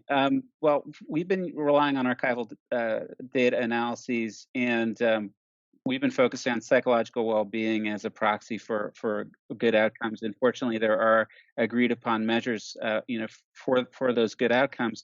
But when it comes to things like marital functioning, occupational functioning, and the like, we have probably decades of work in front of us as a field to develop those kinds of measures. So it's going to take more people than me to get that done. All right, nice job. Thank you, Dr. Rottenberg. Thank you for that question, Cassandra. So we are ready for Dr. Verona. Are you here, Dr. Verona? Yep, I'm here. Hi, everyone. Thank you for being here. My name's Adeline Verona. I'm a professor in psychology. I've been here, I think this is my 8th year. I was at another institution before this. That's why I'm that old.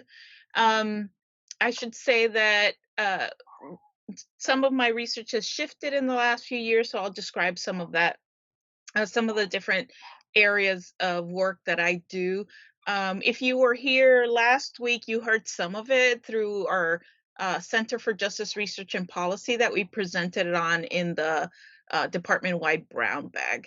So a lot of my work is at the intersections of psychopathology, criminal justice, and affective science. And so that covers a lot with a particular focus I have on behaviors in the area of psychopathology that are often considered externalizing, involving destructive behaviors like violence or criminal behavior or aggression and violence, which I think I said that, and substance use. And I apply different methods to it. So can you advance? One one way that we look at this is through working with a lot of forensic samples and within forensic settings to look at distinct pathways to incarceration and rearrest. So we look both at individual level and structural factors that may be important for understanding how people get involved in the criminal justice system or get involved in crime or violence. One aspect of that is obviously looking at the intersection of mental health and criminal justice, also looking at personality, as well as social environmental factors. A newer piece of this is that we're trying to actually take what we've learned in terms of risk factors, predictors, and implement prevention and intervention programs within justice settings to improve outcomes in those individuals. All right. In a more basic psychopathology realm, I look at disinhibitory traits as well as personality that's related to problems of externalizing. One thing that I've looked at is the construct of psychopathic personality or psychopathy and how it differs from more general antisocial behaviors that are more common amongst, for example, people you find in prison. Psychopathy is distinct in terms of emotional shallowness, superficial charm, and manipulation. And it sets them apart that way. So in essence, one of the things I've looked at in that realm is how emotional processes play a role in these distinct manifestations, with psychopathy being associated with low levels of emotional processing or emotional experience, especially negative ones like fear, and folks that engage in more general violence tend to show more extremes in extremes on the other end of emotionality, particularly problems with regulating those emotions and acting on them in their behaviors. And we tend to look at shared vulnerabilities that explain common variance across different externalizing behaviors. So people who have substance use problems often also have problems with crime or problems with substance use, et cetera. So we look at, sort of social, environmental, and personality factors, as well as biology that might explain that co-occurrence. I have a particular interest in violence and aggression and in violence prevention. One aspect of that work has looked at, again, how self and other directed violence may have commonalities in risk factors or in their manifestations. Also tends to be kind of more co-occurring than people might want to admit. In that regard, I've done a lot of experimental work looking at how the experience of stress and threat and the result and how people deal with threat and stress may increase risk for aggression, and that often has involved looking at neurobiology or sort of cognitive and emotional responses measured through different psychophysiological measures. Okay, Dr. Goodman, are you ready? I'm ready. Okay, and if there's time at the end of this 30-minute block, we can have some questions. Oops, let me advance to, all right, take it away. Hi, everyone. I'm Fallon Goodman. I'm a clinical psychology professor, assistant professor. This is my third year, kind of wild. Welcome, first and foremost. So our research, a couple different aims in my lab. I thought it'd be easier just to put recent publications, representative publications, and just describe some of the questions we're asking. So shockingly, there is not a lot of research on interpersonal processes and social anxiety, which I've always found perplexing, given that the core fear is about other people, and individuals with social anxiety do have some interpersonal deficits. So I was trained in more of a social personality model in grad school, and I go to SPSP every year, and I've really drawn a lot from social psych. So a lot of the questions that we ask in my lab are about social processes. So we just recently published this paper about how people with social anxiety disorder compare themselves to others. Not surprising to anyone, they make worse social comparisons. But what's more interesting is that the stability of those comparisons is quite low. So within a given day and across days, people with social anxiety disorder have really unstable social comparisons, meaning that there are several points in their day they're making better social comparisons or more social comparisons that are more favorable to themselves. And so there's potentially some room to maneuver there in terms of intervention. We also started identifying all of the myths that we think are true of social anxiety, and now we're running a study on it. And one of the myths is that people believe that those with social anxiety disorder are happier alone. As a function of their social anxiety, they fear other people, and so wouldn't they prefer to hide alone in their bedroom rather than be interacting with the world? And what we found across 2 clinical samples was no, people with social anxiety disorder are not devoid of the basic desire for human connection. They just have trouble obtaining it with certain people under certain conditions. More recently, we've done some work on different minority groups, in particular sexual minorities. And this has really come out of our social anxiety work, because the model often that we ascribe to and write about in social anxiety is those with social anxiety believe that they have some sort of inherent flaw, deficiency, or deficit. And if they interact with other people will notice that deficit and reject them as a result.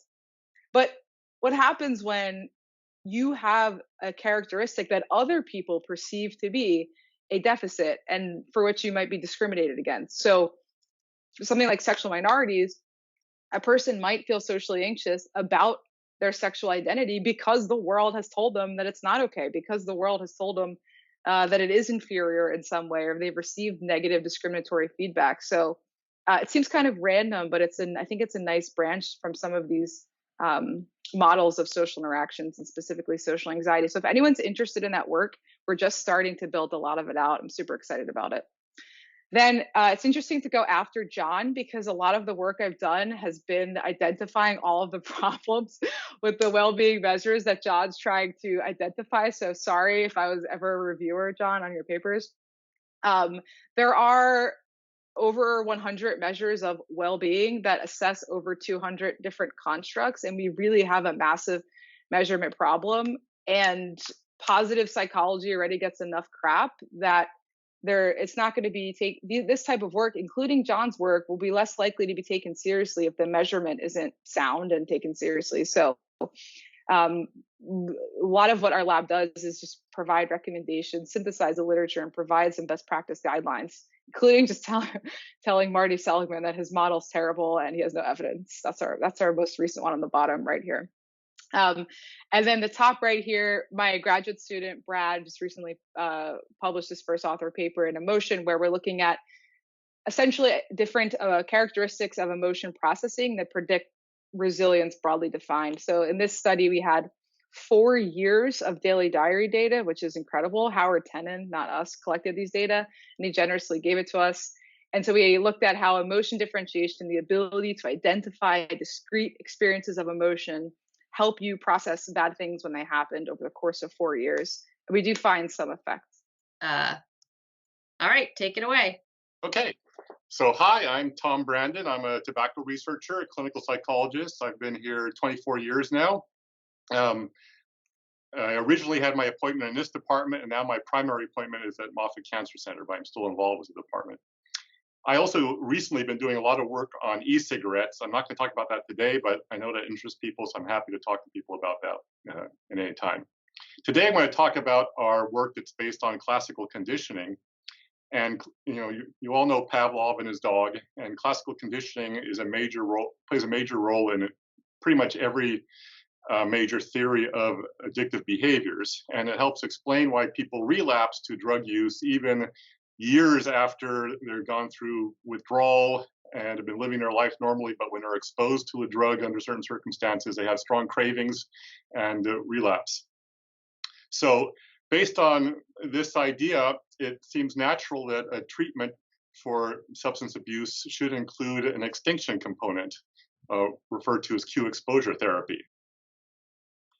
And that makes a lot of sense, and we've tried it a lot ourselves as other people, but it doesn't work very well. And it seems like the reason it doesn't work is that extinction tends not to generalize from one context to another for various reasons. This is called a renewal effect. So when you extinguish somebody in one context, like the clinic or the laboratory, and then they're exposed to drugs in their real world, they tend to relapse. And that happens with smokers as well. So we've tried different ways to get around that. It seems like what you really need to do is extinguish people in the actual environments where they use their drugs, like where they smoke in our case. But that's difficult to do. A therapist doesn't want to go around to, spend every moment with a person in their real environment. And you don't really want to give people their actual drug without therapeutic supervision. So we've looked at ways to get around this. And one way is using augmented reality. And we started this work about 4 years ago when no one really knew what that term was. But a lot of people used it. And if you're on camera, I'd ask you to raise your hands if you tried Pokemon Go back in 2016. That was like the very first mass marketed augmented reality app. Very primitive by today's standards. And now you see it all over the place. I actually took this picture about 4 years ago too, but this is IKEA, was one of the first furniture companies to have it. And here I am testing out what a new possible chair would look like in my office. And the chair is not really there, of course, but I can look at it through my smartphone as if it were there. I can look at it from different angles, underneath it, on top of it, close, from a distance, whatever. It acts like it's actually there. So what we've done is developed an augmented reality app for smoking. And this is an early version of the app where we have 6 smoking-related stimuli and 6 neutral stimuli for comparisons.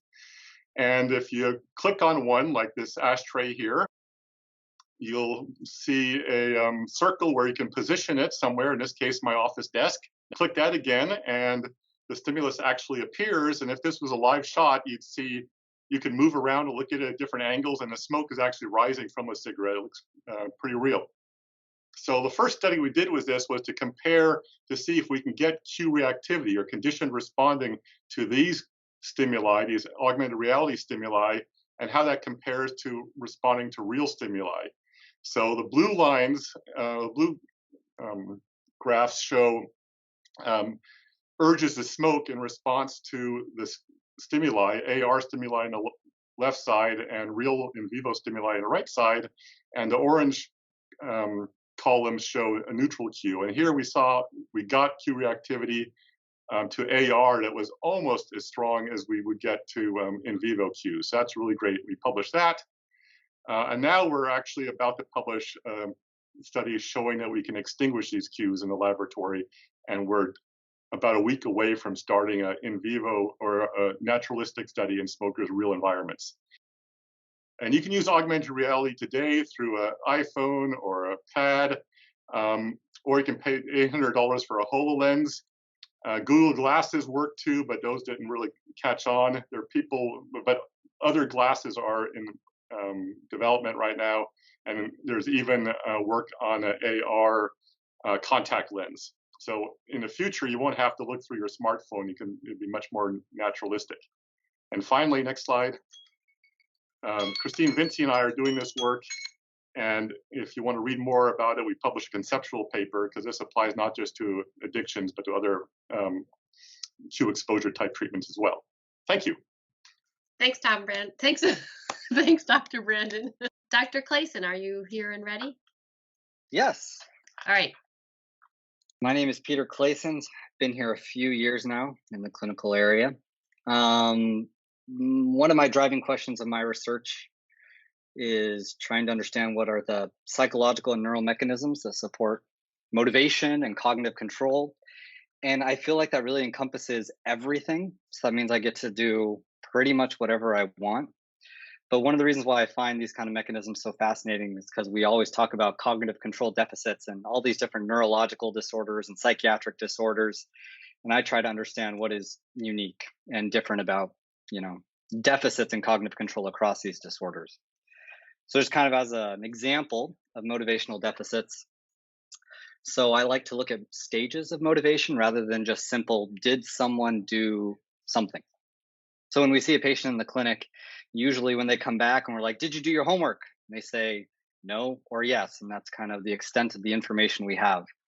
And when we try to dive into the problem, we try to understand, okay, well, why didn't you do your homework? And sometimes they didn't think it would be useful. They didn't have buy-in. Sometimes they had a hard time finding time to do their homework. And sometimes they have done their homework and they thought, well, that was a waste of time. Why did I do that? So it's kind of somewhat reflects the stages of reward processing that I'm often interested in. So, there are multiple stages that have to be intact for you to engage in any sort of action. So you have to anticipate enjoying something. You have to, make an action plan and engage in it, do something about it. And then you have that hedonic response to a reward. So did you like what you did? So I use electrophysiological measures to look at distinct stages of reward processing in various psychopathology groups. I do a lot of stuff in healthy participants as well because they're easy and free.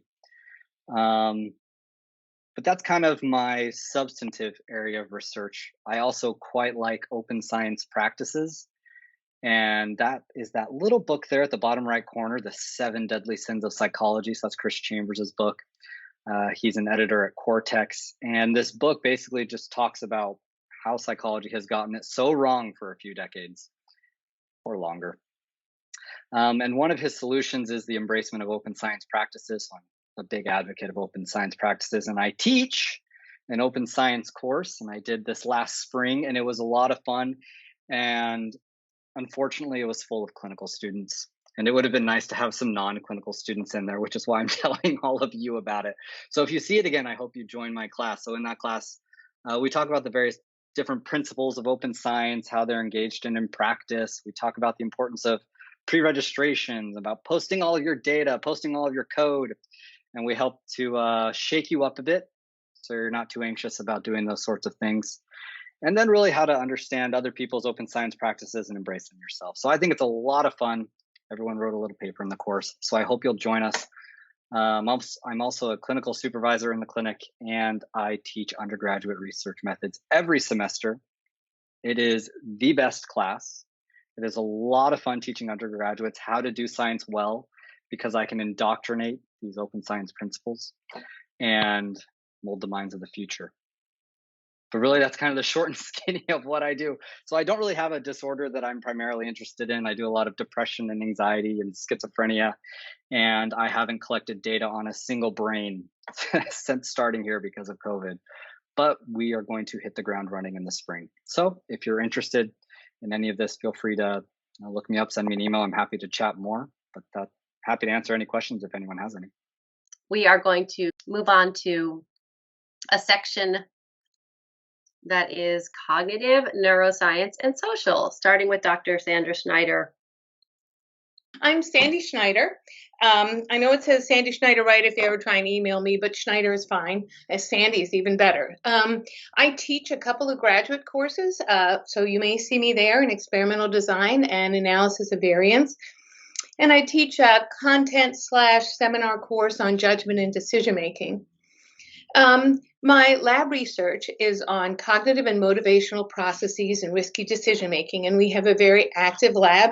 Currently, my grad students are Jordan Martin and Austin Katz, and we're working on a variety of topics. I'm just going to give you a quick sample of something that we've been working on recently.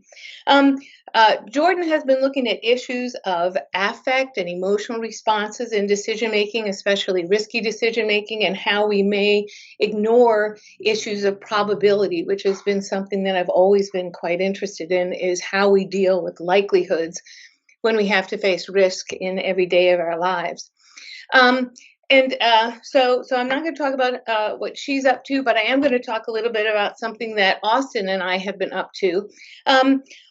In Austin's first year project, he collected data on COVID-19 and different reactions to information about COVID-19. As part of that, we also wanted to look at something I call the confidence-knowledge disconnect. And this is similar to something that you might have heard of as the Dunning-Kruger effect. And some people think the Dunning-Kruger effect is the idea that the people that know the least tend to think they know the most. But actually, what it often really boils down to is that we don't really have a good sense of what we know. So we thought maybe the opportunity of looking at issues related to COVID-19 would be a good place for us to get a sense of how do people think about that. So among other things in this study, we asked people about how much they felt like they knew about what was going on in COVID, and this was in spring. And so they rated their confidence and their knowledge. And then within the setup for the experiment, we also asked them to tell us what their understanding was of how many deaths there had been in the United States recorded as being caused by COVID. And what we found was kind of shocking. So this graph that we have down here, there's good news in it and there's bad news in it. So the gray areas that you see are the proportion of people in each of these confidence categories who were within at least about 100,000 of what the CDC and Johns Hopkins had been reporting at that time as being the accurate number of deaths in the United States at that time. And what we see is that there isn't a complete disconnect between confidence and knowledge, because as you'll see, the amount of gray that we see in the gray bars, it goes up. For people that feel like they know a lot about COVID, a lot more of them are giving responses that are somewhere in the ballpark than people who don't feel like they know much and they haven't really been keeping track of what's going on. But when we look and see how many people are off, not even just by 100 to like 450,000 deaths, and this was at a time when the actual death rate was somewhere right around 500,000. But we have people who were off by more than 450,000. I mean, they were crazy off. Some people saying that there had been maybe 5,000. Some people saying, just some really wild values. And we see that even in groups where people are very highly confident, we see that there's a lot of people, in this case, 30% of the people who feel like they really know what's going on are kind of way off in their ability to evaluate this number of deaths in the United States. And now, so there's some things like, okay, maybe that number is not something that we have to keep with us at all times to be able to say we know about it. But at the same time, we were really shocked by just the absolute proportions of people who really just had no idea of what was going on, and the fact that even though they could say that they felt pretty good about their knowledge or what have you, there was somewhere between a 30 to a 45% chance they'd be way off. So good news, the confidence knowledge disconnect is not complete. There was some connection between the likelihood that people were somewhere in the ballpark in their estimates, but there was also this huge discrepancy and this huge area where people really, really didn't have any idea and couldn't necessarily even acknowledge whether they did or not. So there you go. All right, is Dr. Robertson here? Hi, everyone. I'm David Robertson. I'm an instructor at the Sarasota Manatee campus. My background is in language and memory with a cognitive neuroscience emphasis. I also was a double major in grad school, so I did statistics as well. I don't necessarily recommend that. It'll add a year to your graduation time. In terms of what I do now is my assignment is only in psychology. I've been in math departments before too, and I teach primarily service courses. For my research, I study language. And so why do I study language? Some people who study language do it because they're really enamored with language. I am interested in language, but for me, the theoretical approach that I take is that language is not, a special faculty. It's one that relies on a lot of common cognitive processes that many other tasks take. But what makes language a nifty way to study cognition is that language is structured on multiple levels, and it's easy to manipulate. I thought I'd share just one example of my research. So this was research that took place in, with reaction time kind of tasks, and also conducted it in the MRI scanner. So in this study, we had people read sentences and the sentences either had all of the noun phrases preceded with the definite article the, or the noun phrases all had indefinite articles like a or some.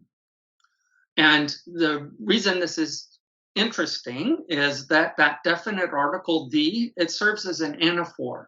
It cues the listener or reader that this noun phrase is a noun phrase that you already know about. And so that signals that you need to connect with the previous instance of that in memory to understand the sentence.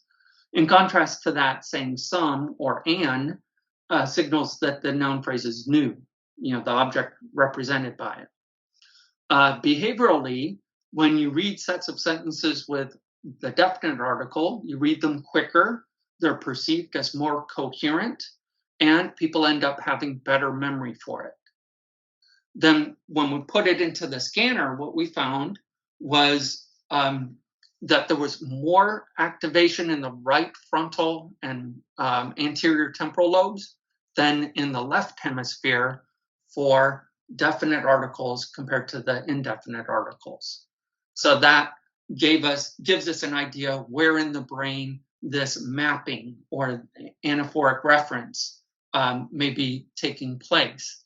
From a neuroanatomical point of view, the right hemisphere is thought to have neurons with wider or larger receptive fields, and behaviorally damage to that area is associated with comprehension deficits where they can understand the literal meaning, but they may miss the pragmatics. They may not have a rich situation model. That's the way that we talk about it. So in terms of research, if you're doing things like that, I would love to talk to you. If you're interested what it's like to be teaching faculty, I can share. I taught 11 courses last year, as opposed to more typical load for somebody with a research component to their assignment. Anyway, it's nice to meet you.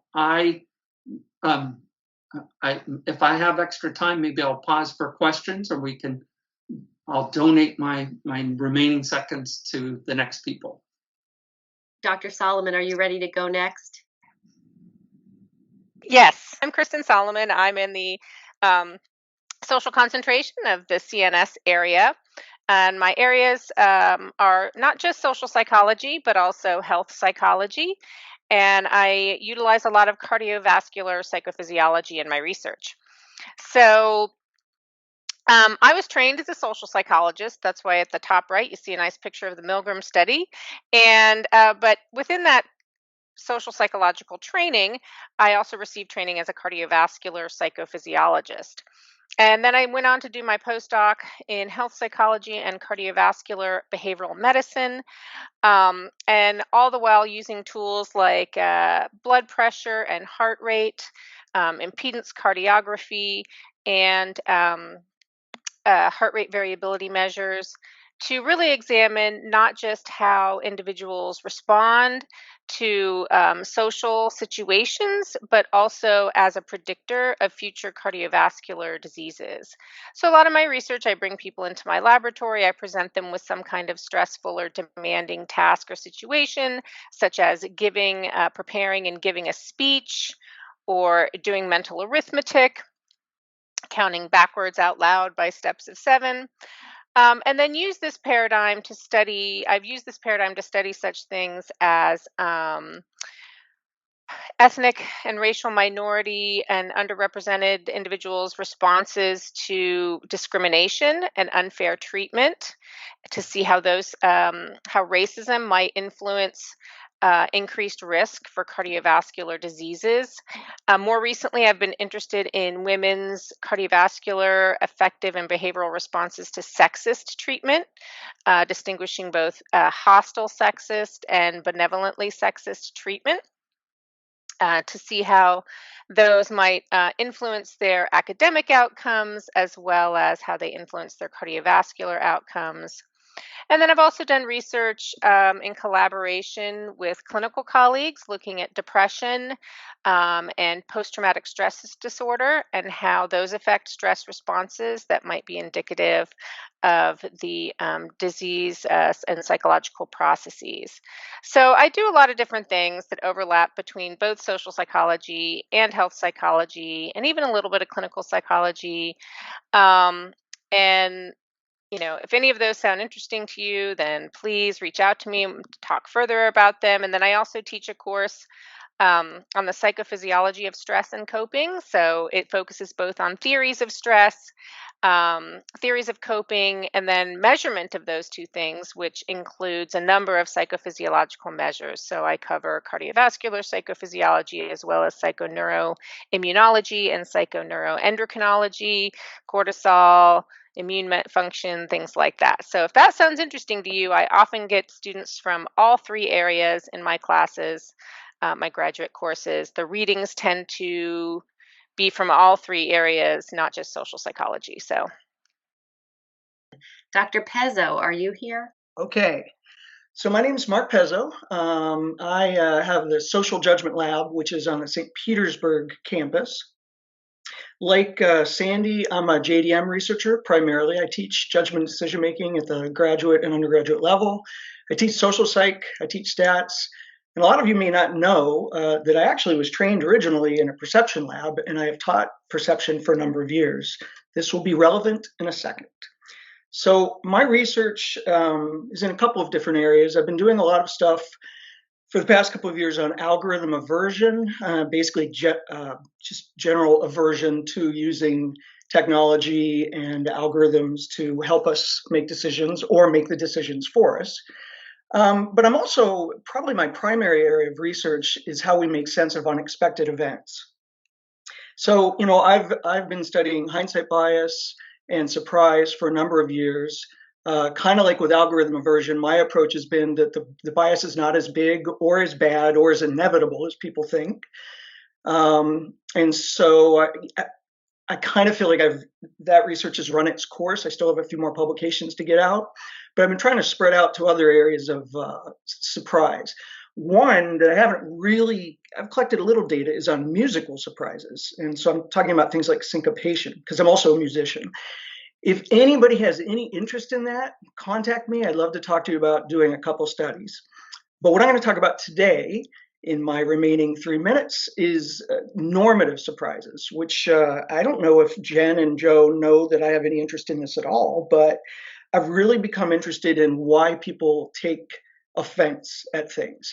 So I'm working on this model that is way too big to describe in detail. I started out because I was interested in sense making. And one of the things we found was that if you are offended by something, and think about like art or music, in most cases, it doesn't make sense to you. You don't seem to have a schema that really allows you to understand what's going on. Like my mom said about jazz, that's that stuff where they play all the wrong notes. Now, I wouldn't say that she was offended, but she clearly had trouble with it. Other people, it upsets them enough that they actually reached offended. I'm more interested in the right-hand side to talk about right now. So 2 things really quickly. The JDM sort of approach is what we're doing right now, and I have a paper about to come out. We have to make decisions all the time about what is going to offend other people. As Jen knows, in the IRB, we have to decide whether or not something that we do could be potentially offensive. Are we any good at that? We're not great. We tend to overestimate how offended we think other people will be. We also tend to show a sort of false consensus effect. So even though we're overestimating, which sounds like false uniqueness, we use our own judgments to decide what other people feel. So if you're offended, then you're much more likely to think other people are going to be offended. That makes sense, but there's this thing called the truly false consensus, which shows that we sort of overdo it. So what this paper does is say, do people overestimate or underestimate? It depends on how you ask them, how you ask the question. What I want to do next is show that these estimates may actually be related to your decision to, I should put this in quotes, cancel, as in cancel culture. The other aspect that I'm really interested in is this idea that I think the reason a lot of people get offended is because they don't know how to respond to the norm violation. That they're worked up, like physiological arousal. They feel like they need to respond to the thing that the person did. And here's an example. A couple is having sex on a public beach. Okay, so they're there. I just saw Jen's reaction to it. So Jen's like, what? Okay, and if this is really a big violation for her, then she feels like she needs to respond. But how do you respond? How do you go up to two naked people who are having sex? It presents its own sort of paradox. And I think that what people are responding to a lot when they're offended is the fact that they resent having been placed in this paradoxical situation. So to steal something that John Haidt talks about, I think they are behaviorally dumbfounded. They want to respond, but they don't know how to respond. And since I only have 4 seconds left, I'll just say that we have found some correlations between not knowing how to respond and how offended you are. Well, so our next speaker is Dr. Tina Oyanen, who sent a video. She can't be here today. So I'm going to present her video, but it's a little bit long, so I'm going to cut it off at 5 minutes. So I hope she's get the good stuff in that 5 minutes. So let me prepare to start timing her. Hello, welcome to USF. My name is Tina Oyanen. You can just call me Dr. O, just Tina for new grad student, that's fine. I am in the Tampa campus of our department. I'm part of the CNS area and specifically part of the social psychology concentration within CNS. Now, I am a developmental psychologist, so my work is a little bit different. My research focuses on adolescents, and I use mostly correlational methods already for the fact that we would like to be capturing development. That is longitudinal data in developmental psychology. I specifically really focus on forms and functions of aggression.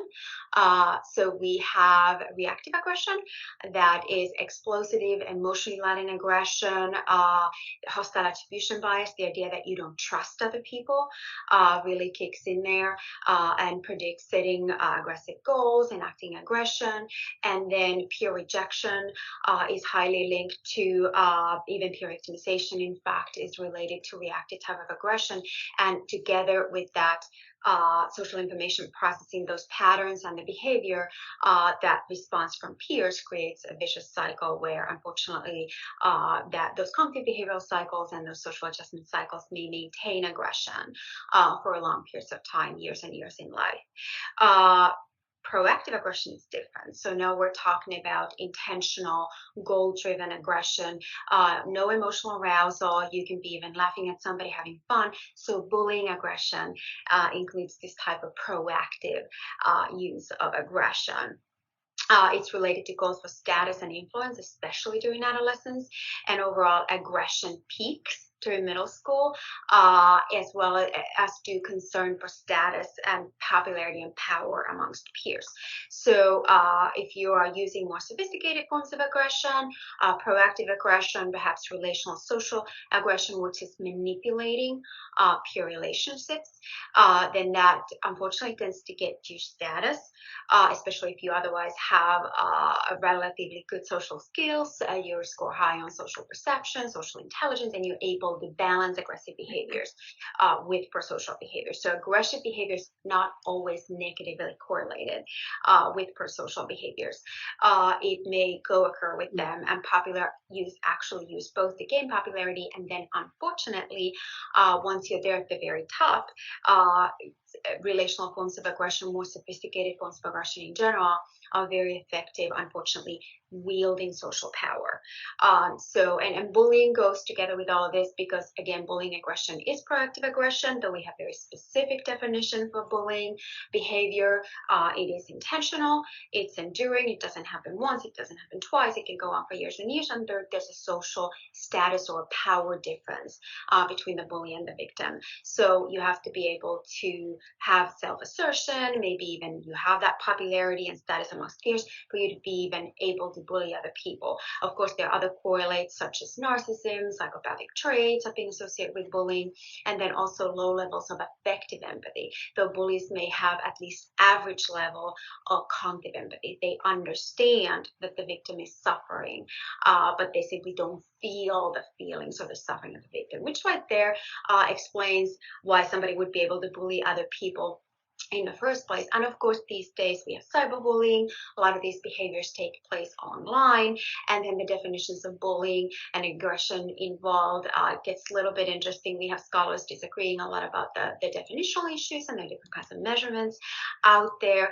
Things like anonymity online makes it challenging to, for example, assess is there social power difference or not. You could be a kid bullied at school and you retaliate and anonymously spread something about other people or attack other people, and you would never be able to do that in person. Not that it's a good thing to do, but the online environment certainly creates some new victims and some new bullies. Some research says that most bullies are victims that have been involved in face-to-face traditional bullying also are the same victims and bullies, online. But certainly, there's other types of research arguing that that the online environment is specific and unique enough for it to create new types of behaviors, and we're still uncovering all of this as a field. So my research is embedded in the peer relations research field. So we examine psychological predictors or correlates of certain kinds of behaviors and really think about aggression,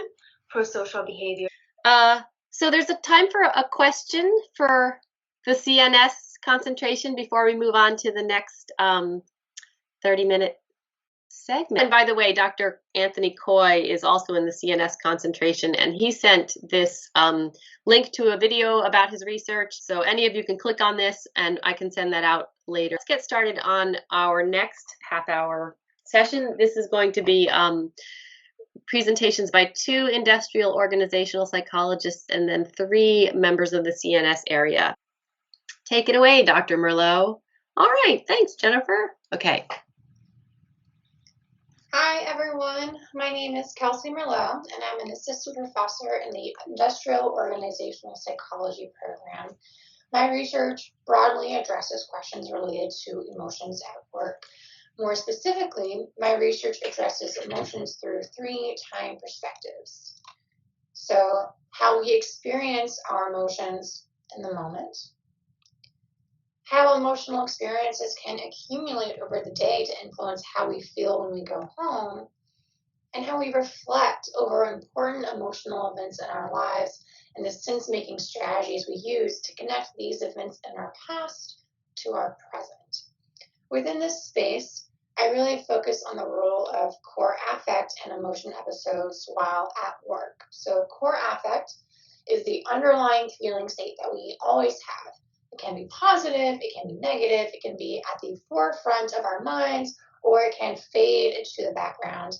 It is this feeling state that is always present and is best characterized by the underlying dimensions of valence and arousal. Emotion episodes, on the other hand, are caused by some antecedent event and are psychologically constructed. Something occurs in our environment that leads to the generation of an emotional episode, such as a large stack of work being dropped on our desk. This emotion episode is then constructed. We engage in a whole host of cognitive processes, such as attributions, oh my God, Larry didn't do his work again, this is all his fault. Appraisals, this is so unexpected, this has really just messed with my goals for today. Meta-awareness, my underlying core affect has risen to the level of conscious awareness and I'm definitely feeling something. And regulation. I can't yell at my desk. I can't yell at my desk. I can't yell at my desk. I just need to grin through the pain. All of this cognitive work, all of this psychological construction leads to an emotion episode. And we can see this interplay between our core affect and emotion episodes over the course of the day. So this is real data from a real participant. And we can see all of this variability in their emotional state over the day. They're feeling neutral, they're feeling negative, they're feeling positive, etc. And we can assess this variability using experience sampling. We can drop in throughout the day and ask how people are feeling. And within all of this variability, we can also see instances of extreme emotion. So right down here, we have this swing, this precipitous drop down to very negative valence. And because we asked, we can see that this assessment was assessed in the middle of an emotion episode. And specifically, this person got a call that their son got in trouble at school. So based on this work around core affect and emotion episodes, there are some really interesting questions we can start to ask. Like, how does an emotion episode emerge and dissipate over the course of the day? Can we capture the parameters around the rapidity of an emotion episode emerging and dissipating? And then how does this emergence and dissipation influence our stress across the day? Can we have a small emotion episode that fades very quickly with no negative impact? Or do even small emotion episodes influence our stress levels? Looking at the accumulation of emotion episodes, we can ask questions like, what are the longer term ramifications of these emotion episodes for chronic stress and burnout? How can we make people more resilient to emotion episodes? Then looking at the recollection of important emotional events, we can begin to ask how people use these cornerstone self-defining memories. And how does the construction of these memories within a larger narrative inform our behavior and our well-being? So that is a very quick overview of some of my work. If you have any questions about this work or other future directions, please feel free to reach out to me at the email below. And thank you for your time. All right. We can move on now to Dr. Mike Gillespie. Hey, everyone. I'm Mike Gillespie. Nice to meet you. Nice to be able to give a short intro to my research here. I'm going to head over to my slides. I have a few bullet points that might help organize my thinking a little bit. So just a real quick intro to me. I've been on the Sarasota Manatee campus for the last 10 years or so, but I've always enjoyed opportunities to work with the IO program here, and I'm excited about getting back more heavily involved in research. And I just got off of a sabbatical to retool my research, and so I'm taking what I was working on previously in terms of applied measurement, organizational culture and leadership, and a little bit of work and practice on critical thinking. And I'm parlaying this into something of a new direction of research for me that basically has three main projects that I'm working on right now. One is a new work decision-making style measure. Another is applying dual process theories of cognition to the workplace. And then the third is the concept I'm kind of tinkering with, that I'm considering individual and organizational defensiveness. So a little bit more on each of these real quick. So for the work decision-making style measure, this is something that I've been working with some friends and colleagues from Bowling Green on this. We've already collected data on about 1,000 cases, and we have a new measure that that contextualizes decision-making appropriately in the workplace. And in so doing, we came up with 4 dimensions: analytical, intuitive, collaborative, and decisive. And so there's some extensions of this study that we need to do, validation, perhaps using an SJT as a criterion, and then considering the adaptability of people's decision-making styles. There's more work that can be done on this. I'm also interested in when is it more adaptive to engage in a particular processing style?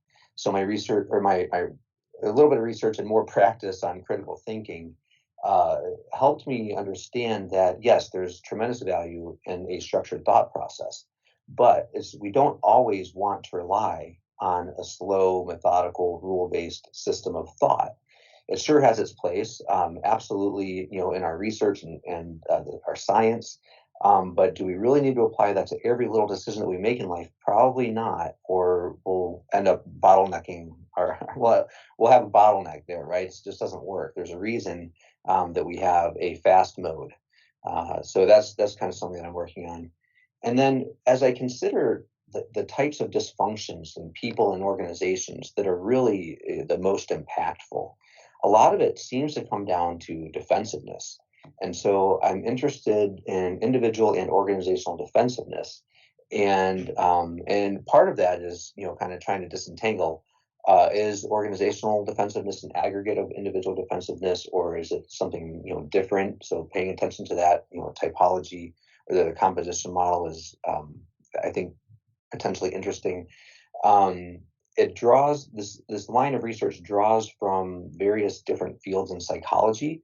And as I consider their application to the workplace, to me, it's just kind of taking basic psych and applying it to the workplace in a new way that I think is potentially interesting. There is some older research on organizational defensiveness. It's really pretty interesting, and it considers it as more a reaction to organizational politics, where organizational politics are the things that people are doing to create change that then makes other people defensive, right? And then part of that is the resistance to change. So that's, and I'm working on a book that is related to this with a retired submarine commander as well. So we have a kind of a measurement piece, kind of some theory development in the middle, and then I'm not quite sure where to file this. I'm kind of in the messy middle of it right now, so to speak. So if it sounds interesting, happy to work with people, and otherwise I'll see y'all around. All right. Hey everyone, Jay Michaels down mainly on the Sarasota Manatee campus, but I actually live about halfway between here and the Tampa campus and even the St. Pete campus, so I'm happy to go on any of the three. And my background is I'm trained in social psychology, primarily in dynamic systems theory. So I'm familiar with a lot of things like time series analyses, nonlinear, not only statistical models, but also differential equation-based models. And I applied these originally to study the psychology of conflict. However, I was invited to teach a special topics class on the psychology of religion, and in learning about this subject, I discovered that in general, religious and spiritual people have a 1.57 reduction in heart disease risk. They tend to recover better following major surgery or illness, and they tend on average to live about 5 years longer. So I was wondering why this might be. And this led me to the cognitive process of meaning making. So I study specifically meaning making under the action identification premise. And I suspect that it's specifically through the cognitive process of meaning making that people are able to have enhanced coping, less worry, and better cognitive reappraisals. So most recently, this led me to examine how this operated in the context of the COVID-19 pandemic.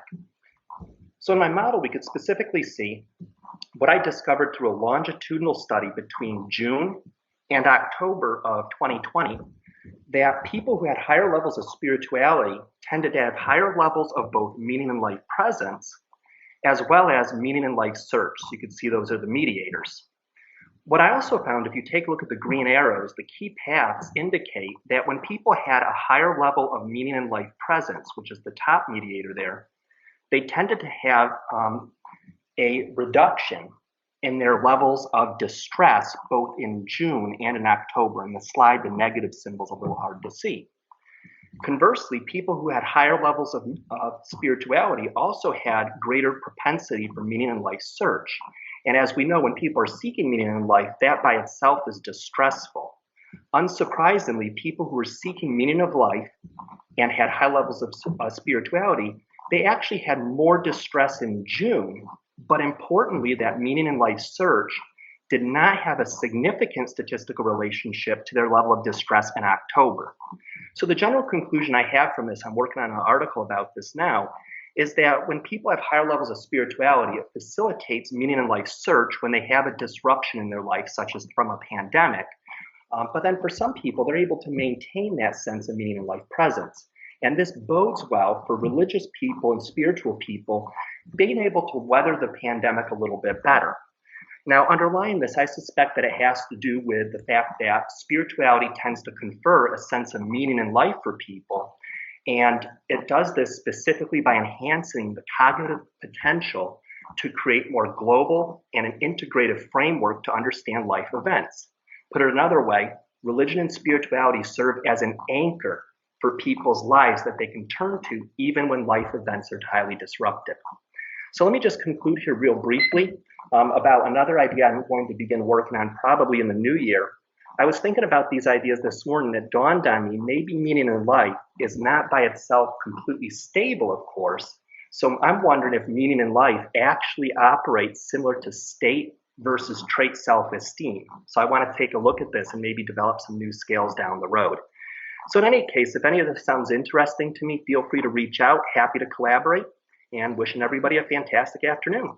Great, thank you. We will move on to the next speaker. Hi everyone, my name is Liz Schroeder and I'm the PI of the Eye Movements and Cognition Lab. And I work with all of these fabulous people that you can see in the bottom left hand of your screen. In the Eye Movements and Cognition Lab, we ask a number of really big questions about how people think and process information.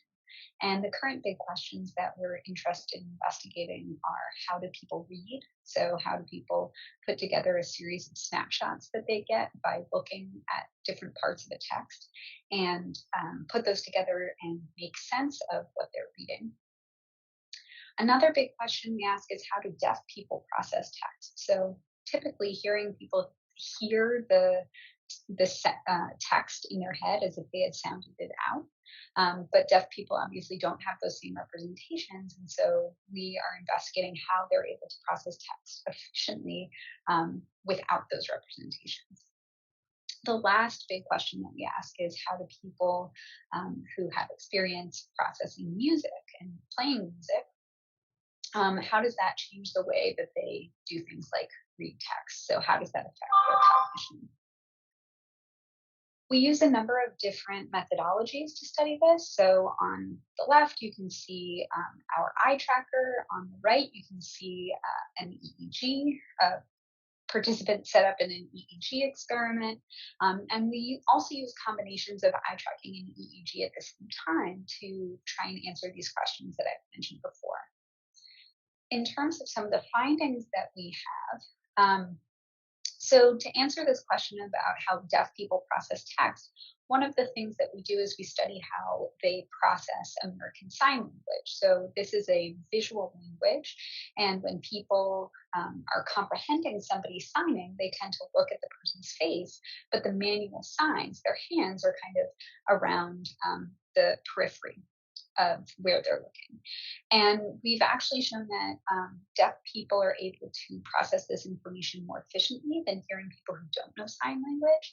And so what we're currently investigating is how that relates to deaf people's ability to read. So does that then prepare them to take in peripheral areas of text when they're reading English and allow them to process the text more efficiently in a visual sense rather than recoding it into how the text would sound if it were sounded out the way that hearing people typically do.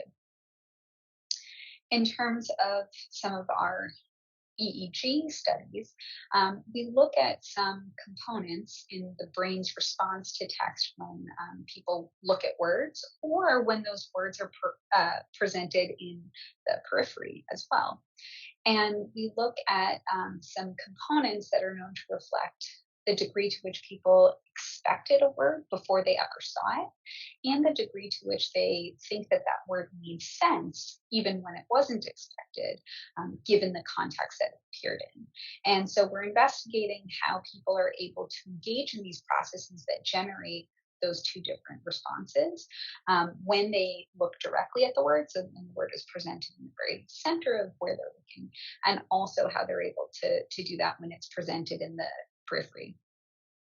So this is just a little snapshot of some of the things that we're working on in my lab. And if you're interested more in what we're doing, please reach out to us at the Movements and Cognition Lab. We're on the 3rd floor and also on the 2nd floor, and you can go to our website at emac-usf.com.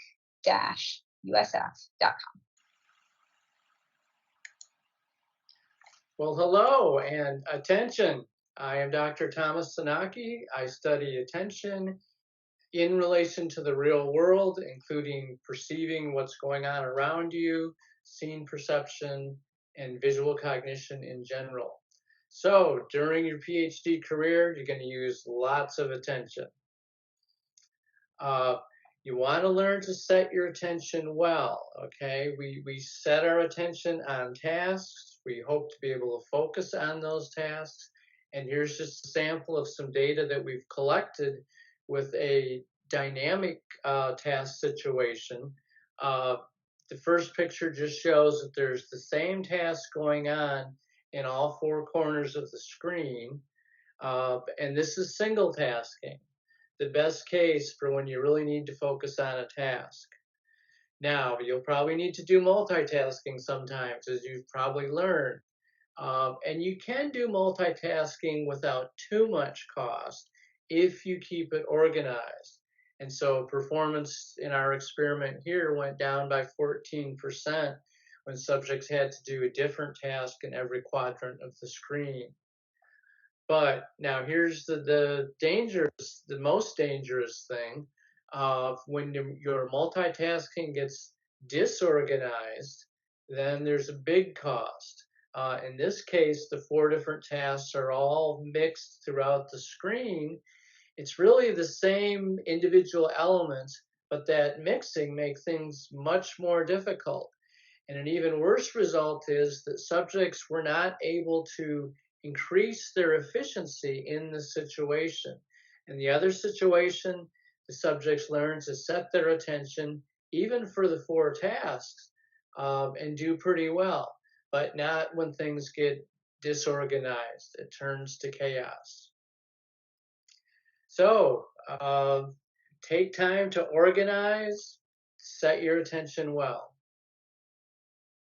Now, as you're also learning, constant use of attention of your executive processes tires them out. Attention fatigues.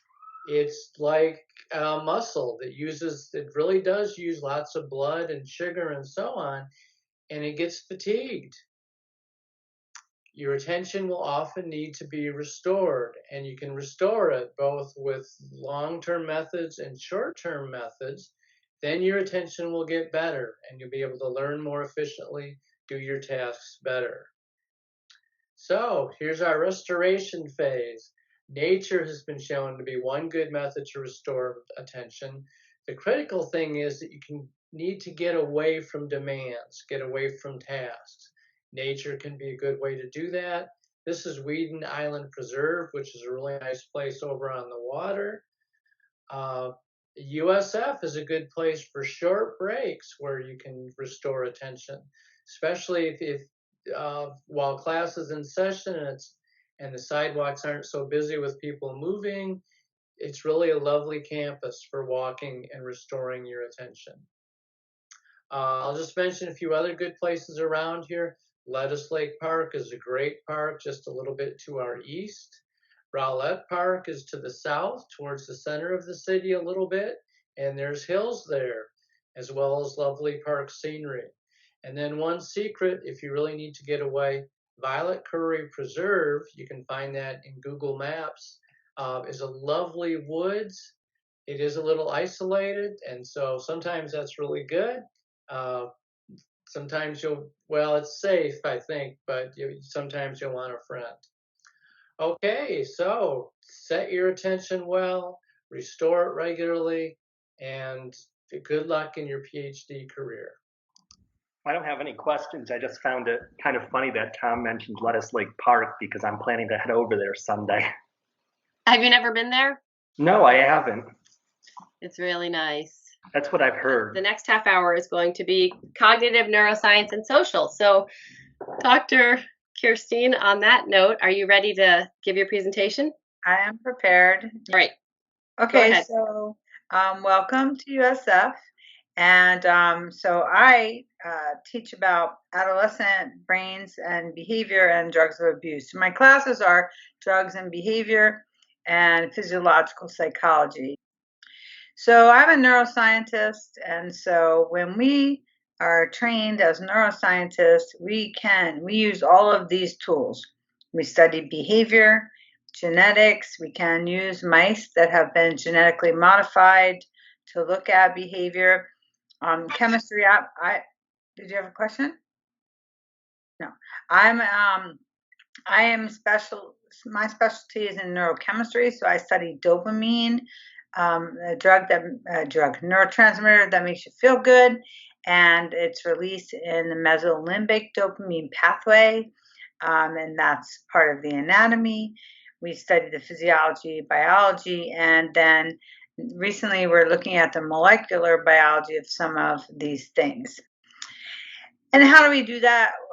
If you look at the bottom left, we use in my lab mice and rats. Other people study these processes in humans and also in chimpanzees and monkeys. So my very first impulse when I came in impulse control when I came to USF and started my own lab was to figure out addiction starts, and you've heard addiction talks from Tom Randon and cues and how cues change and how the brain responds to drugs or abuse or just increases dopamine in this pathway. And then also Dr. Potts talked about it as well. But the thing that my lab and I started to focus on when I first got here many years ago was people don't just wake up when they're 50 or 60 and start using drugs. It's a process. So they might start when they're young. And the fact is, if somebody does not start smoking cigarettes by the age of 14, their chances of being lifelong smokers is hugely reduced. So there's some change in the brain because of drug self-administration early on. There are two pathways. There are more than two, but the two that we focus on are the mesolimbic pathway. That's your reward pathway. So anything you look forward to increases dopamine in the mesolimbic dopamine pathway. So anything that makes you happy, sex, drugs, rock and roll, classical music, chocolate, all increase dopamine in the nucleus accumbens. However, drugs also hijack that system and increase dopamine. So there's another mesocortical limbic pathway that feeds back to inhibit your drive to just satisfy those needs. And so you learn as you get older. So as adolescents age, they learn, well, as adults age, they learn to inhibit those processes so that you inhibit, and that is where impulse control comes in, and it's not there in adolescence. And I don't know if you remember being an adolescent, but I do. And we can do behavioral studies where we look for how much an animal will work for drugs. So they press a lever and they have to, and we can do it with humans too. They have to ride a bike for a blue pill or they ride a bike for a red pill. And then you see how much they're willing to ride the bike for 10 minutes, an hour, 2 hours. No, but if they like the drug a lot, they'll ride longer. So, and then we can look at drug preference, a blue pill versus a red pill. We can do the same thing in animals, press this lever versus that lever, and that's what we do. When the animal expects a drug, they also have an increase in dopamine. So as Dr. Brandon was talking about, cues actually elicit an increase in dopamine in nucleus accumbens. So the issue here is somebody can go to rehab for a year or 6 months or however long be totally detoxified from the drug. However, when they see the cues, that increases dopamine, that increases craving. So we're trying in my lab to figure out how that craving works. Yeah, so I was just showing some cues to anybody who's addicted to these drugs, sorry. Welcome to USF, and go Bulls. Thank you so much, Dr. Kirstein. All right, Dr. Remick, are you here? Well, I am a new lecturer. I'm a visiting lecturer. I'm new. I am on St. Pete's campus. It's a gorgeous campus. And I absolutely enjoyed listening to you all today. It was an absolute pleasure. I am from Georgia Institute of Technology, a computational cognition lab. Obviously, I don't have an ongoing research program, but I do have experience, a lab experience, academic experience in probabilistic category learning. I specialize in category learning, avert visual attention in category learning, and sequential effects of error during category learning. So my biggest interest is well, I was trained during my master's training. I was trained as a psychometrician. So I like to look at the validity of theoretical validity of various approaches to category learning. So one common approach is to treat visual attention as dimensional attention in category learning. So dimensional attention, basically, it's a term in mathematical modeling of categorization that's used to describe how much attention you pay to a certain dimension. So the more attention you pay to it, the more diagnostic you find this dimension. So people adapt approaches from reading literature and consumer decision literature to understanding visual behavior and decision making to categorization. So my work was to see whether those assumptions about vision work. So what we found is that some assumptions brought from reading literature and from the consumer decision literature actually don't hold. For example, it is assumed in consumer decision literature that the final fixation usually signals your decision and usually signals your most diagnostic category, which is of course correct when it comes to picking an item off the shelf. If you look in on that item, if that's your last fixation, you're probably going to pick up that item.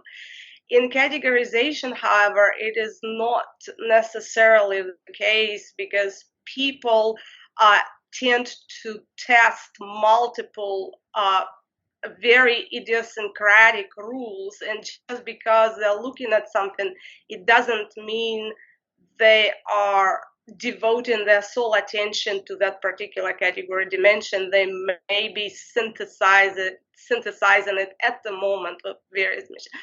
So that work really interests me. Especially, I like to know what differentiates a learner who learns category from bottom up empirically versus a learner who learns a category by applying different models, already pre-existing models, heuristics. So if you are interested in categorization or studying avert visual attention in categorization, I have lots of background and advice I can offer also in analyzing sequential effects in visual attention. Besides that, I teach statistics, research methods.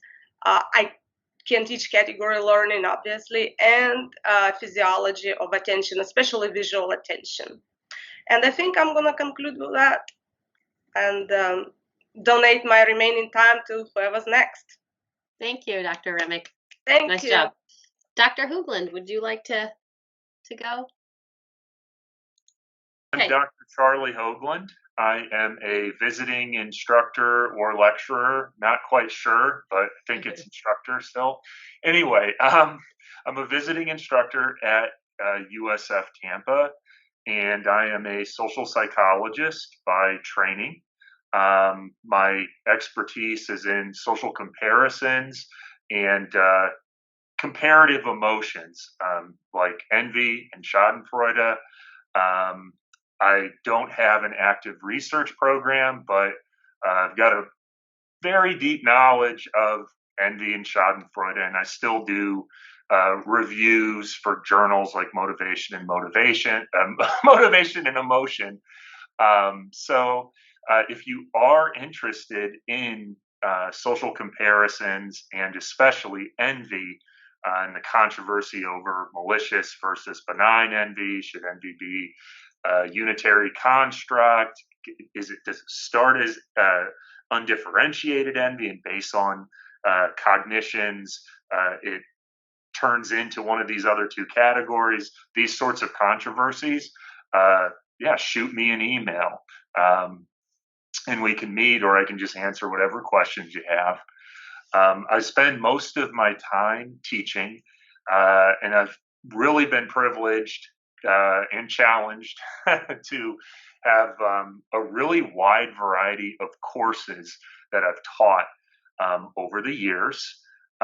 So a real surprise for me was that learning, think like lab rats and pigeons and so forth. That's probably my favorite class to teach, and that really surprised me.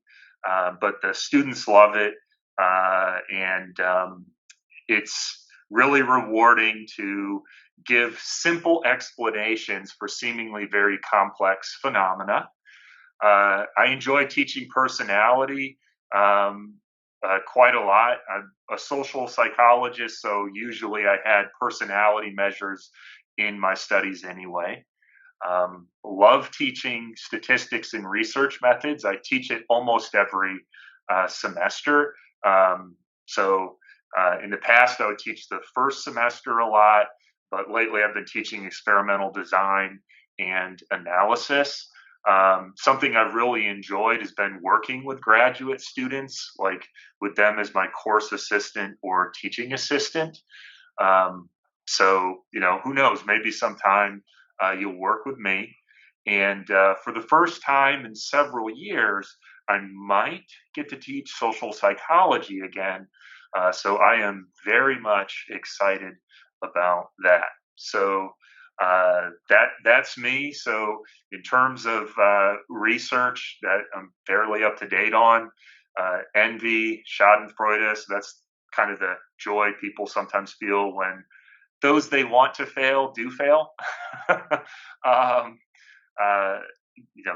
Just reach out to me. Or if you want to talk teaching, I love talking teaching.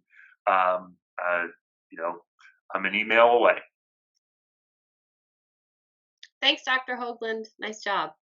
Thanks. I think Dr. Wendy Rote is up next. Are you here, Dr. Rote? All right, go for it. Hi, so my name is Wendy Rote, and I am one of the few developmental psychologists within the department. I'm part of CNS, and as you can see there, my main focus is on parent-adolescent relationships, and I really focus on adolescence very broadly construed. So I started about age 8 or 9, and I go all the way to age 25 or 26. So that includes pre-adolescence, and sometimes I'll be comparing late childhood with adolescence. Sometimes I'll go into emerging adulthood.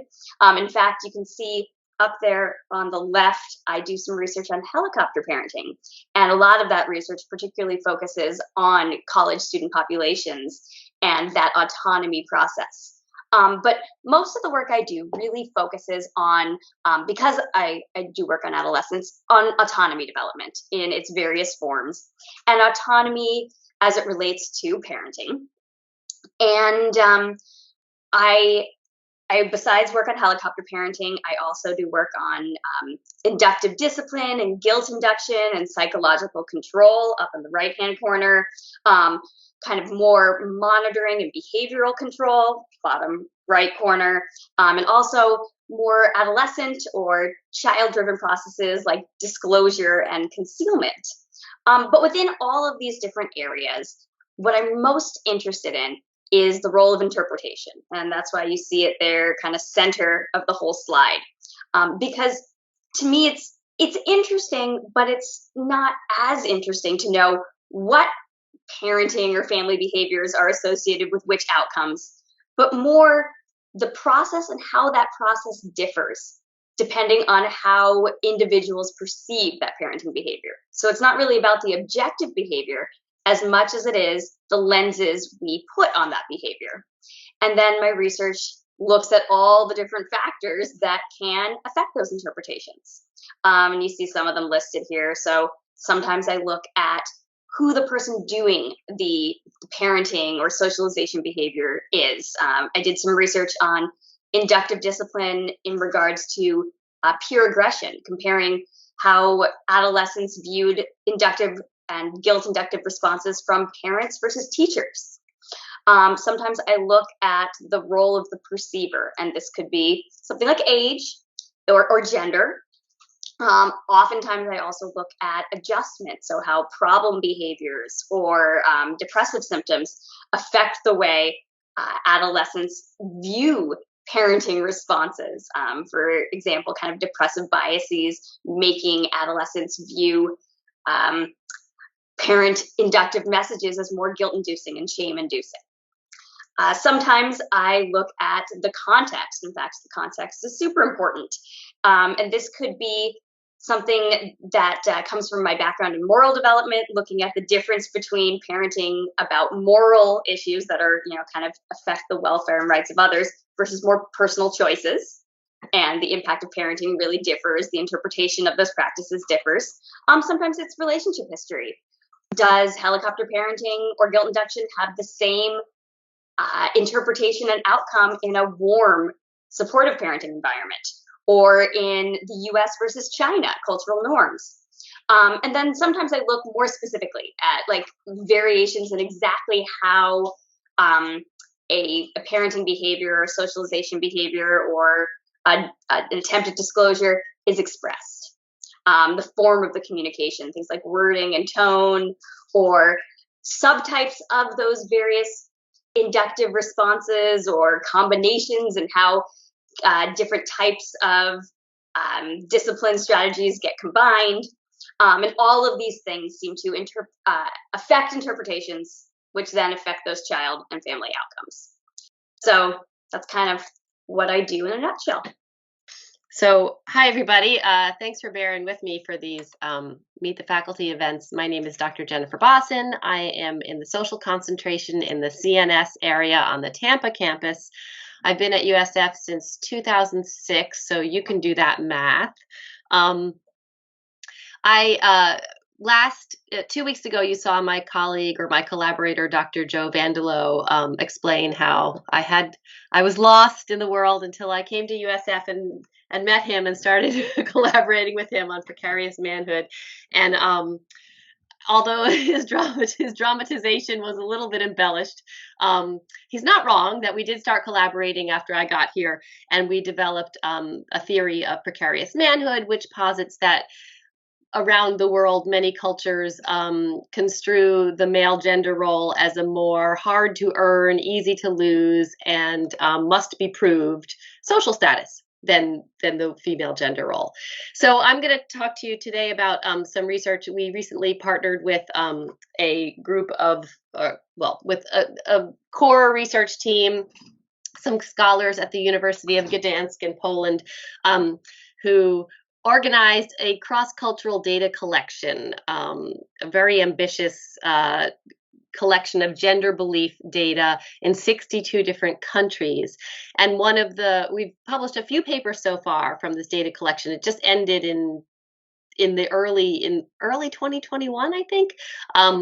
But we've been analyzing the data for a couple of years. And so one paper that just came out this past year was in the Journal of Cross-Cultural Psychology. It is a validation of a brief measure of precarious manhood beliefs. So college students in all 62 countries indicated the extent to which they agreed with these 4 statements.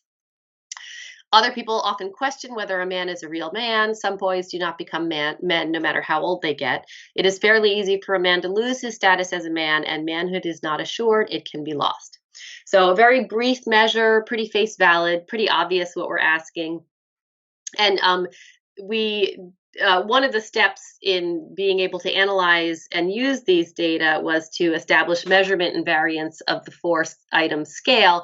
And what we found was that the scale is invariant across countries, meaning that, and it's also invariant across the level of individuals and countries, which means that these 4 items are largely interpretedly similarly across cultures, and also individuals' responses to these items reflect an underlying construct that also is interpretable at the country level. So we were able to calculate country scores on precarious manhood.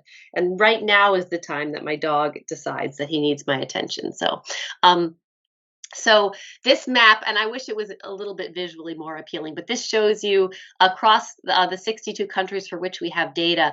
These are mean precarious manhood scores, and lighter colors, white countries that are completely white are countries for which we have no data, but any shade of gray to black means that we have an average precarious manhood score for that country. So you can see that countries that tend to be a little bit more traditionally conservative, like some Eastern European countries and some African countries, are higher in precarious manhood beliefs.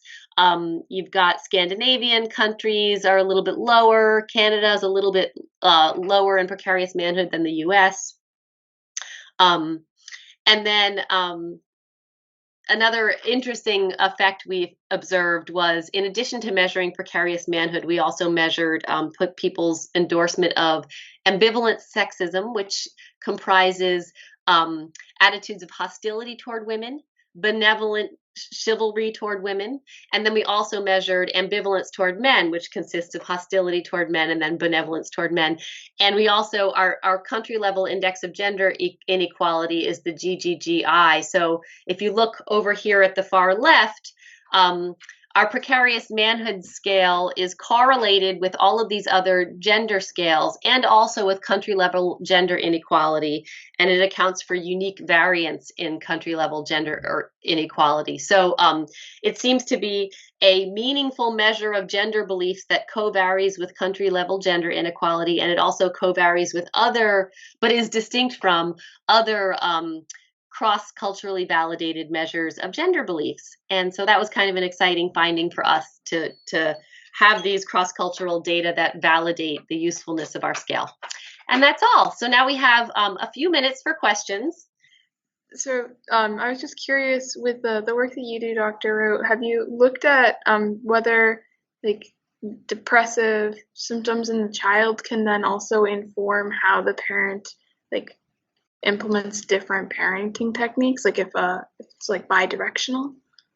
Yeah, I haven't done as much of that. Some of it is known. There is some research showing that depressive symptoms do impact parenting and sensitivity. But I do have some work showing actually something that just was recently published, looking actually, I like informant discrepancies a whole lot. And that's when like you have parents and observers and teens reporting on the same parenting behavior, for instance. And one of my most recent papers actually showed that within an observed like discussion task, conflict task, teen depressive symptoms predict teens' perceptions of parental hostility, but not observers' reports of it, not parents' reports of it. So I mean, that kind of gets more at bias, and I'm sure there is a bidirectional element. I mean, absolutely. But at least within kind of a snapshot, I like the interpretations, so I focus a lot on that. But yeah, it's a really good question, and it is really important to account for. No, yeah, I mean that like the paper that you just mentioned sounds really interesting. Thank you. I was just wondering if you have done any research or have thought about any research about how precarious manhood would translate into the transgender community with transgender males, and if there's anything. I have done some thinking about that. I think that's a really broad topic area, and why? What specifically are you thinking of? I was just wondering if they had similar ideals as cisgender males, the similar trends. I see. Yeah, I have not specifically studied that, although that would be a really fascinating thing to study. What I have started to look at is the extent to which cisgender people's beliefs that manhood is precarious underlie some of their transphobia. So like people who believe that manhood needs to be earned and proven might therefore be more negative toward trans women, if they view trans women as men who kind of are shirking their responsibilities to be a real man by choosing to be a woman. So I think I'm interested in how precarious manhood beliefs might underlie some kinds of prejudice or phobia directed at transgender people. But I think that's a really interesting question too. Do trans men also have this sense of struggle with manhood and having to prove manhood, and maybe even those concerns are heightened for them if maybe for them part of proving manhood is passing as a man. So I think that's a really interesting question. I haven't yet looked at it, but I'm very interested in it. If anyone thinks they want to pursue a project like that, let me know. Seek me out. Yeah. Fascinating. I mean, I'm surprised there hasn't been a lot more research on this sort of thing. Yeah. You know, this whole idea of like women, like it's not an earned status. Right. Earned status. Yeah. I mean, I think there is a lot. I mean, it's of my research is the stuff that's inspired. Like most of my research never gets cited again once it's published. This stuff does at least get cited, so I know people pay attention to the precarious manhood stuff. I do agree that it could go even farther. People could look at this as a predictor of dropping out when the going gets tough. Maybe some men who feel more pressure to be a man actually switch or drop out because it's just, the stakes are too high. All right. Have a great weekend, everyone. Take care, everybody. Bye.